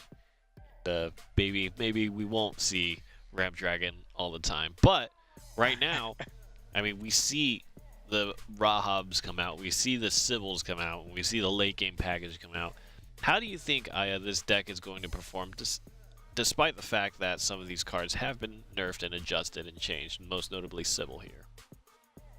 Well, I think that the deck will play exactly the way it always has. You'll ramp, get your big guys, jam them, hope to win. That's what Ramp Dragon does. It does it better than any other class because it's the only class that does it. Yep. But I think just Star Phoenix, Rahab, and those are just tech choices. Just a little hedge against aggro a little bit, but that's it. Yeah. It can help against Roach too. Yeah. Now, what I'm interested in is where is the interactions that we can single out that changes due to the fact that Sybil has a slightly less powerful stat line than it did before. Because that's really where you're most of the time, right? When you think of Sybil, I would think that the only real significant nerf to her would be if you get rid of her ability to remove a card, right? Because almost always she is then removed the turn after, right? We see so rarely that Sybil actually survives. So, like, reducing her toughness, I mean, I guess helps that become more consistent, but I don't think I've seen a competitive game, maybe like 10 to 15% of competitive games we see her last more than one turn. Maybe, and that might be generous. What do you guys think? Okay, I can tell you one particular interaction that's near and dear to me, and it's that my evolved Belphegor can now trade into Sybil and kill it without dying on the crackback. Like, that has always bugged me, and now I don't have to worry about Nice. Well, those are the important things to look out for, and they truly are, right? Sometimes these number differences, as you guys mentioned with the Soul Squasher, can make the whole world of difference, and let's see if that's going to help either Best Mama or Essia, or hurt them in this instance here, as they get kickstarted here. Blood versus blood. So now this is going to be a pretty interesting matchup, just because it always tickles me a bit when you have a class that is like in a mirror match, but you're watching its polar opposites in work here. So Essia has got, similar to what we've been seeing before, this very, very grindy sort of control blood list. This one runs some different win conditions. It has the Azazel spawn package, whereas Best Marmot is just running plain, tried and true aggro. He is curving all of this into Karavos, and he wants to win this game quickly. Once again, I'm gonna let the Bloodmeister handle this. How do you think that this works out? Well, generally, Control Blood should dominate this matchup. This matchup feels miserable when you are aggro blood, okay? But there is a deciding factor for this, and I think Essia has like best possible hand he can have against aggro blood. Right now. Best possible hand. But one of the major deciding factors, and this actually comes down to like going first versus going second, is that Control Blood actually would prefer to go second. Because that extra Evo point really helps when it comes to controlling the board. And it likes also drawing more cards, because Control Blood is a reactive deck. So it being proactive against such a hyper aggro deck doesn't really work too well sometimes. And but right now, I think Essia is good. I can't. It's hard to imagine that with the draw that Essia has, that he could possibly lose. And there's Revelation on top of all that. Yeah, I know, we saw like, pretty there though. Like, yeah. I'm sorry, I'm being really hard. But they're like, okay, he can't, but it's hard to lose. We saw earlier, like Matt Allen just. I mean, we kind of just saw it happen, and then all kind of looked away uncomfortably, like it was like a car accident or something like that. He just smashed through Control Blood earlier with an aggro deck, but I think in that situation, he did manage to both be on the play, I believe, and he had like this access to a ton of Storm, like all the Storm Sword has. When Marmot has opened like this, and Essia has drawn 2 Scarlet Sabreurs and Vampiric Kiss, I don't know. It doesn't seem like something aggro could push through in any capacity to me. See, there's a big difference between aggro sword and aggro blood, okay? Aggro sword's damage comes from Storm, right? Aggro blood's damage usually comes from, like, little small weenie followers and doing indirect damage, like with this Vanian, for instance. It's just unavoidable damage. It is a lot easier for Control Blood to be able to withstand the damage from this type of damage than from Storm. Like, as we saw that game, I'm pretty sure the finishers were like the round table on like turn 5 with double Joliet coming out of with an Evo into like Albert, Centaur, Vanguard. It just didn't stop. But here we're already seeing Marmot kind of starting to run out of resources. That Vania is a huge push of damage, but past that, he only really has Bat Generation and a little utility in Angel of the Word, but this is where Aggro Blood really needs to find Karavos, if anything. And as you said, 1 damage a turn it's a lot of time for a deck like Control Blood to just figure out what it wants to do, how it's going to react to survive. Essia has back-to-back Sabreurs, okay? Just gaining 2 health off of a Sabreur and then being able to Evo it, trade into something, that's really good.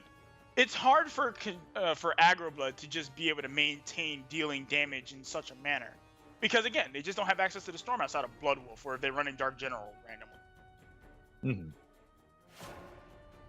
Thankfully, Essia is just doing fine there. This is like a lot of situations like this. It's like I get so scared when I see this because I'd hate to see them lose such an advantageous position. But yep, jams that Sabreur back up to 15. He's healed already, I think 4 between this and the Vampiric Kiss. So it's looking so rough for Marmot here. Well, Marmot does have the Night Horde to be able to deal with the Sabreur, but that Razor Claw will help too. I mean, I don't think Yeah, he plays okay. it here, but he has to be careful about Vengeance though. Has to be careful about that. Hmm. I don't think SEA runs, like, some control lists sometimes run Blood Pact and the like to try to get themselves into Vengeance, so you can play around it a bit. But I think the only card that really puts him into Vengeance for himself it's between Blood Moon and Belphegor. So he can comfortably drop SEA down to just like the range of 11 defense and he'll be fine. For the time being, this could be pretty scary. He actually chooses not to go for the Night Horde, perhaps to trade. And Evoing Face would set him to exactly 11. Okay, I like this line of play a lot. Nothing to be afraid of. Hey, sounds good to me. This at least will give him, Marmont, the ability to flood the board with more followers should this get cleared. Now, So, him playing that, I guess that's okay. Yeah. I like it a lot, actually. Going for yeah. the Summon Bloodkin is like, okay, so Essia is control play. He's been on the play, but whatever. He's on his turn 6. He can't Blood Moon into Revelation. He can't like Belphegor into it, obviously. At best, he tries to go for like single ticks of damage or has Hungering Horde. But for lack of that, his best reply is just to summon another Superer. That's his last Evo point gone. I still don't think Marmot's in a good position, but this is the closest thing you could say. He's running low on options. And if this push is unsuccessful, and I think he's just going for it, which I don't agree with whatsoever. I think you still have to avoid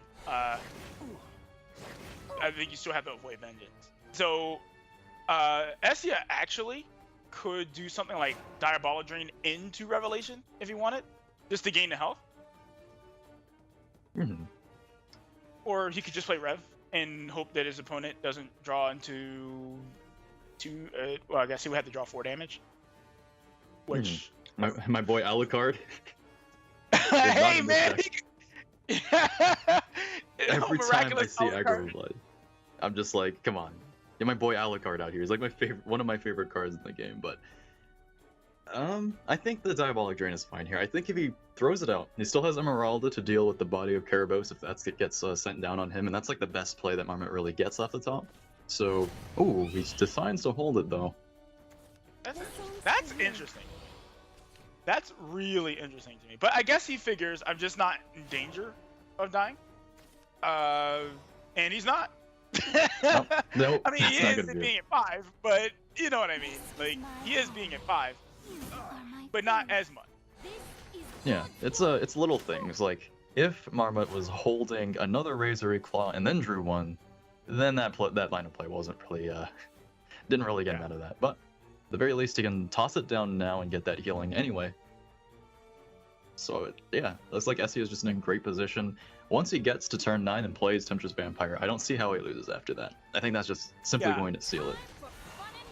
I mean, actually, what he could have done was he could have Diabolic Drained and then played a Righteous Devil if he wanted, just to get that out. Because once Righteous Devil starts swinging, at that point, like, what do? There's nothing Marmot could draw here that's going to get him out of this. Now, this is exactly the power of Control Blood versus Aggro Blood. Right. Wow, okay. So if it wasn't already bad...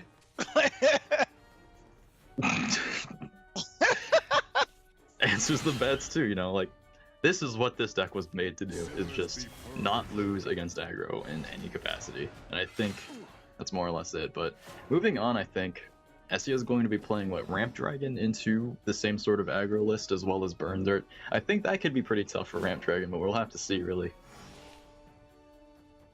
I mean, he's definitely dead. He didn't attack in the not.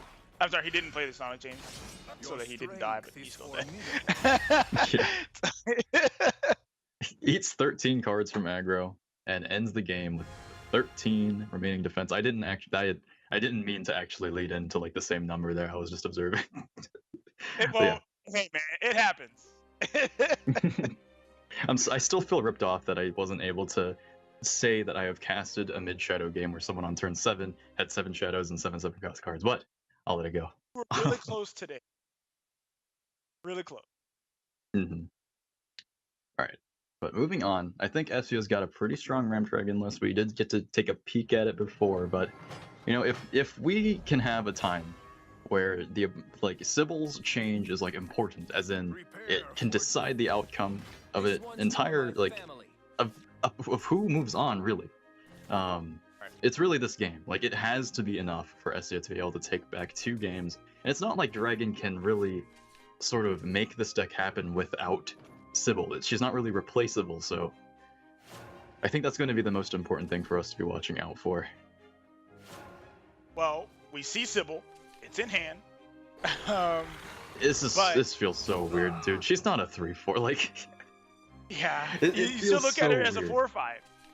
Yeah, you look at her as a 4/5. She's not a 4/5 anymore, man. She grew up as a 4/5, you know? Like, She went back. I have all kinds of uncanny valley just like looking at that 3.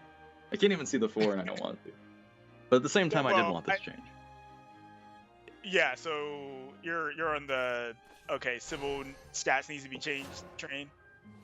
Perhaps. I mean, as you said before, like, sometimes just changing like some of the stats of a card can like kind of make this huge difference. I mean, there are some times when like a card will be nerfed and they increase its cost by 1, and if you think about it, that is kind of like a stat nerf, as in it now costs more than what its stats that weren't changed are worth. So like Big Knuckle Bodyguard, for example, is no longer like Goliath level of premium stats, but he's now also in Sybil tree. So like Sybil now kind of having a less than optimal stat line is like, well, she doesn't kill Belphegor. She can't swing over Scarlet Sabrura, which could come in handy this game. Like, it could be a lot, but it'll have to be decided here, because like SEO needs these wins. Yes, he does, and he is 1-up, so he does have. Yeah, he is in the lead. He can, if he wins this game, he's in. Period. He's just in. Mhm. He has to win this set. Has to.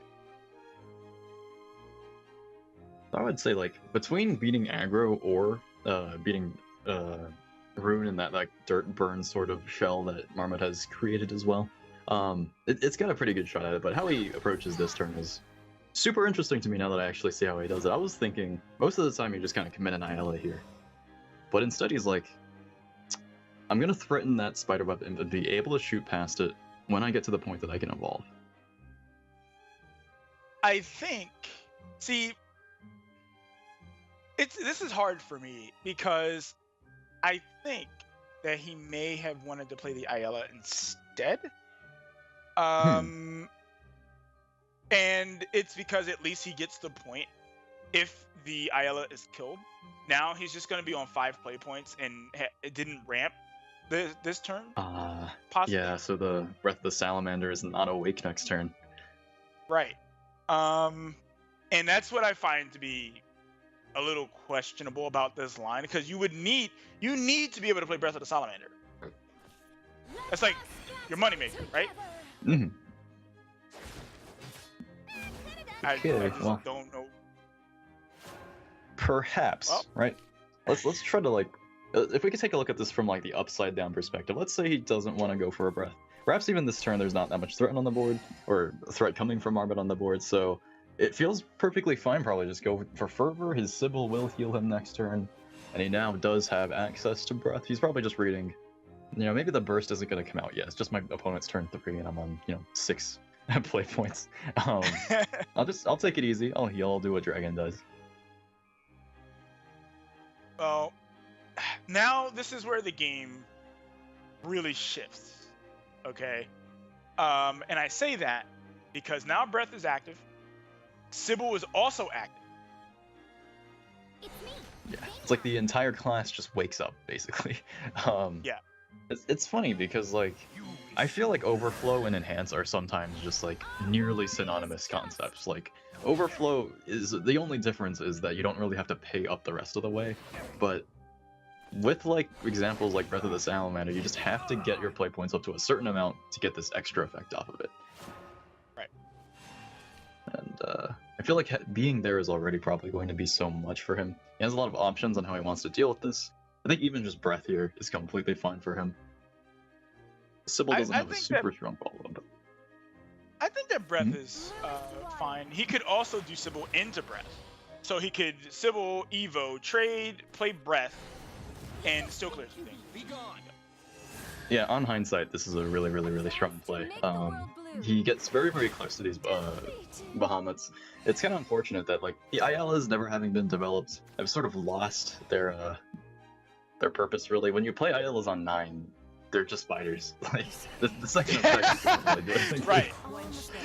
They're worse than fighter because fighter's at least he's a 2 play point card. They're worse than fighter. Pretty much. No, that was actually worth noting. I was trying to look for every single scenario where the change to Sybil was important. Right there, Sybil did not have the one extra defense she needed to survive that Sabur hit. And that, I think, is pretty big. That's pretty massive, I think. You know what I'm thinking this turn is? I'm thinking this turn is play Saha Quill into the Bahamut. Yeah, there you go. Do you think, man? Big Daddy Bahamut? I like it, but it actually, interestingly enough, doesn't really leave behind a board for Essia. Ooh, is he throwing Bahamut into... Whoa! Whoa! Well, I guess... I don't know how to justify that. Okay, it may have looked really, really difficult. Because we're looking at this like, okay, control deck. You just wait and you play your Bahamuts. But you know what? Right. That was like the coolest decision I've ever seen. He's like, yeah, it was who a needs really good 2 Bahamuts? I'm against aggro blood. I'm throwing it in. You know what? Well, it did leave him with the Sockwell in play, and he did have to deal with it. So now it's like, what does Best Barman do about a 13-13 in his face? Plays Caraboss. Yeah. You play Karavos and you kind of cross your fingers. I mean, okay. So Essia doesn't have 1 damage, right? Not currently. Well, I don't know where I'm going with that. Yeah. Well, he doesn't have 1. That statement is 100% true. The statement is true, but does it actually matter? Maybe. Well, I definitely think that if you're Essia, you have to kill this Caraboss. You can't leave it there. I'd be beyond surprised if he decided to leave this up. But considering his use of the previous Bahamut, I'm like, you know what, I'm liking this. Okay. Takes the safe route. Good man. Yeah, that's smart. Okay, well, do we just do we cue the fat lady? Probably. I mean, the whole gang's here, right? You got Angel of the Word Urius and Vania showing up to raid this Bahamut, but yeah, they don't have the gear for this. They can't do this. I don't know, man. This is gonna hurt to watch. Yeah. Just cue the fat lady. All right, guys, just cue her. It's her time to sing because this game's over. Wrap it up. At the very least, he does put up a pretty decent fight. I mean, one of the coolest things about Bahamut, my favorite thing about the card, is the fact that it limits its own attack options with like whatever you have left on board. I sometimes wish it was like everything, but if you just can't flood enough, that's it. Essia will win 2-0, and that means that Best Marmot is out of there. He is not going to make it. Essia moves on to the regional finals, tying up all the score lines, and so that's how the cookie crumbles. Fatina, Kionis, and Essia will be our representatives from Group A to go to the regional finals, while over in Group B we have Akamaru, Meow, and Onion Sheep. So those are our 6 players for the European round robin. How did you feel about that particular game that you watched? It was 2-0 wins are nothing to laugh at. Essia looked like he was playing real well. He was on fire, man. Doing exactly what he needed to do. Good job, man. Good job. Right. I mean, Essia's been around a long time. He's a very consistent and really good player. When it comes to decks that kind of have longer sorts of game plans, things like Ramp Dragon, I think it's especially people who have played Shadowverse a long time, like Essia, who are going to be able to pilot them just fine. Make really interesting decisions and plays that just get through it. And certainly Essia has that experience behind him, and as part of the team, Disastra, he's really able to kind of make good use of all the resources that they have there, and we've seen Disastra really step up for this particular season of competitive Shadowverse, both in the World Grand Prix as well as in the Shadowverse Open. So, not surprising to see him make it through. Fatina, Essia, Kionis in that order, I believe, is their first, second, third, and we'll be able to get an update on the standings as soon as that is done. But currently, we are waiting to get in touch with Essia himself to have a little bit of a chat and see how he feels about his kind of position into the regional finals and what he feels like this season has been for him. So a lot of exciting stuff coming, but let's get a little bit of a overview for the last week for the European round robin. You know, we have to say goodbye to a bunch of players to close out the year, but any surprises to you, Aya Senpai, for this final roster, this final six? No. No surprises. I can't think of any. The people I would have thought in the beginning of the season made it here again. Mm-hmm. Like, it's just a testament to show that it's not luck that's bringing these people back. Mm-hmm. You know, it's Absolutely. not luck. You can't chalk it up to that. It's definitely these guys know what they're doing. Mm-hmm. And we'll get further thoughts on that in just a bit. But we have Essia on the line, so that we're going to be able to have a talk with Essia and see how he feels about his performance and everything he has done in this particular season of the Shadowverse Open. So, Essia, are you there? Can you hear me? Oh no, is your mic muted? Hello? Hello? Oh, there you are. Hello? Okay. Essia, Just a my delay. friend. Good to hear from you. Hey, you just won a match against Best Marma and are now in the regional finals. How are you feeling? Pretty good, thanks. I'm feeling pretty good. Just before that, can you tell me the results of the game just before that with Onion Ship? Because I didn't get to watch it. Oh, yeah, sure, absolutely. So Onion Sheep actually took the win 2-1. Nice. Okay. Meaning that the three players that are going to move on is Akamaru Red, Meow, and Onion Sheep. Yeah. So. Okay. Thank you. Yeah. That's all I needed to know. No problem. Were you cheering for Onion Sheep? Is Onion Sheep a friend of yours? Yeah, of course. Yeah. Yeah, we've been friends for a long time and teammates now, so yeah. Mhm. I'm glad you made it. Yeah, both of you made it in, and in kind of the last match as well. You've been playing Shadowverse for a very long time, and of course been friends with Onion Sheep. Was that ever since you started playing Shadowverse? Do you know him outside of the game, or was it through Shadowverse that you met? No, through Shadowverse. Started playing about a year ago, and I got into competitive like tournaments and such. Partly because of Onion Ship, because he invited me, and then we started screaming and such. Mhm. And yeah, it's been going well since. Nice. Yeah, and you certainly have been playing incredibly well. I feel like you've gotten a lot better since Oh, the first season that you guys competed in Europe. How did you feel? I mean, obviously, some things are coming down the road, like the World Grand Prix tournament and kind of tournaments in Japan. You made a very, very, very close run to qualify into the World Grand Yes. Prix. Is that something that you're looking forward to trying to get to next year, or have many opportunities Oh come yeah, up? definitely. I mean, of course, I was a bit disappointed that I did not qualify, but at the same time, as you said, I think I've improved quite a lot in the last months, and after watching the reviews, like the votes and such, I think I did my best during the contenders, and then it's a card game. Like if Yes. your opponent also plays well, like I was against Spain, I think 1 game away from qualifying, and he played really well, and Yeah. he deserved the spot. Yeah, and absolutely more opportunities going to come down the road. Talk to me a little bit about kind of competition and card games. Did you play card games before? Did you compete in any other games at all? Like, how did you get into doing this kind of thing? Mostly Hearthstone. I played in some small tournaments, but mostly I played a lot of ladder, probably too much. And a friend who played with me basically invited me in Shadowverse. Showed me the ropes, and I felt like it was pretty fun, and had a future, so I decided to get competitive in it. Nice. And Onion Sheep definitely saw the potential in you, and now look at you. You're doing so well. What are some of the things that you're looking forward to? Do you have anything that's particularly interesting in terms of chronogenesis and the new Shadowverse expansion, rotation, any of that stuff that's making you super excited? What are you most looking forward to in kind of the next? Spoilers. No spoilers. I haven't.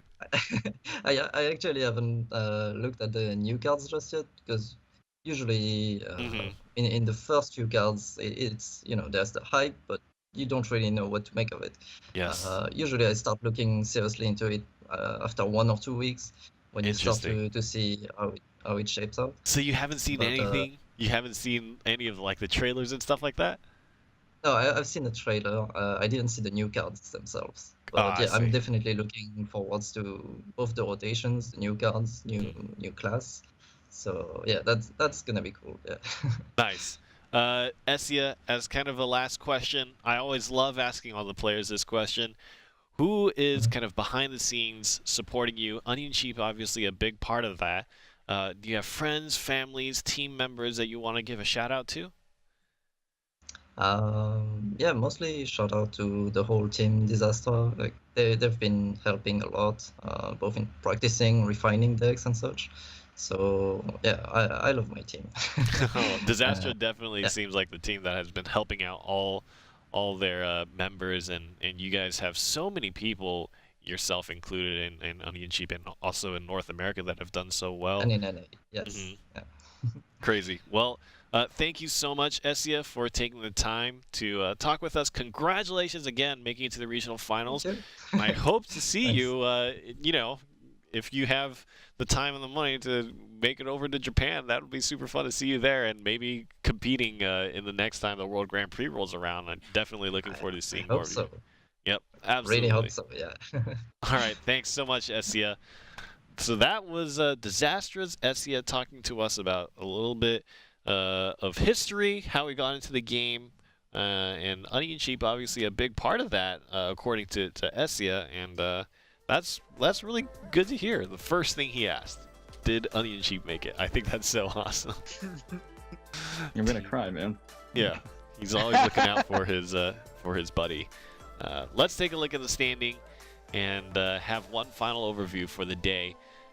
Again, Fatina, Essia, and Kionis are going to be the 3 from Group A that are going to make it through, and their positions in first, second, third have been determined by their game win percentage. So that's going to mean that Fatina was the best winning player. He had the best percentage from wins to losses. And then Essia, then Kionis, and then over on Group B, similarly, Akamaru Red, Meow, and Onion Sheep. Meow and Onion Sheep were tied in the scoreline 3-2, but the win percentage is more in favor of Meow, so he will be the second seed. Those are your 6 players. So we got a little bit of a overview from Aya Senpai. What about for you, Mofu? These 6 players here. We've been around for a whole season now. What do you think of the roster? I am saying that the people who made it are people that I've seen just perform flawlessly, or can I even say flawlessly? I'd say emotionally flawlessly for me the whole way through. They've learned from a lot of things. They've changed up their play styles in accordance to people they've been playing against. They have a lot of personality. The only thing is, if I really had to say something that surprised me, is I'm not gonna lie, I thought Bad was gonna make it. Like, after the first few games, What? Yes, I have to agree with you, man. I'm with you. I'm sad too, man. That's like a personal aside of mine, but yeah. I've enjoyed watching these players develop, grow, move on, and I hope they just kill it in Japan, really. Like, well, in the regionals, and then the ones who move on to Japan kill it in Japan. Like, I'm excited to see like an international interaction of all these players, really. So I'm just gonna be following the whole way through, post all this. Yep, and I'm looking forward to that as well. Of course, for the regional finalists now, we all wish them the best of luck and are looking forward to their first week of competition, which is coming up next week. And then the week after that, we're going to wrap that up. And very soon after that, I think literally the week after that one, is a World Grand Prix. I believe that's how the schedule's going. I'll need to check the calendar to make sure that that's the case, but I'm pretty sure they're back to back. So we're going to have a lot of intense Shadowverse competition coming our way very, very quickly to lead up to Christmas and then close out the year. But Congratulations again to all the players that have made it. Before we set you guys free, would like to remind you all of certain things here. You can go to the Twitch panels just below. That's going to be your location to join up on our Discord server. Make sure you do that, and you can kind of see a lot of the details for our tournament, as well as at ISMPI and Mofumoka, and start asking them any kind of question you want, any advice for life. If you have problems kind of, you know, in your relationships and whatnot, they can help you with that too. Also, they're not super confident about that one. Also, make sure to check out the website, shadowverse.nge.io. And the standings are all finalized and set now, so you can go there and check it out. Also, player profiles are available, so make sure to click and check those out. A lot of interesting information about the players and their history and how they've performed in the season, and some very cool articles by ISMPI himself that you can read and kind of have a deeper dive into competitive Shadowverse on a theoretical level, and hopefully be an interesting enough read, maybe on the bus, maybe on the toilet, maybe in bed. Definitely on the toilet. Yeah. Definitely all three at the same time. Gotta get your toilet reading. Yeah. Bed, bus, toilet at the same time. Yeah, there you go. Wow.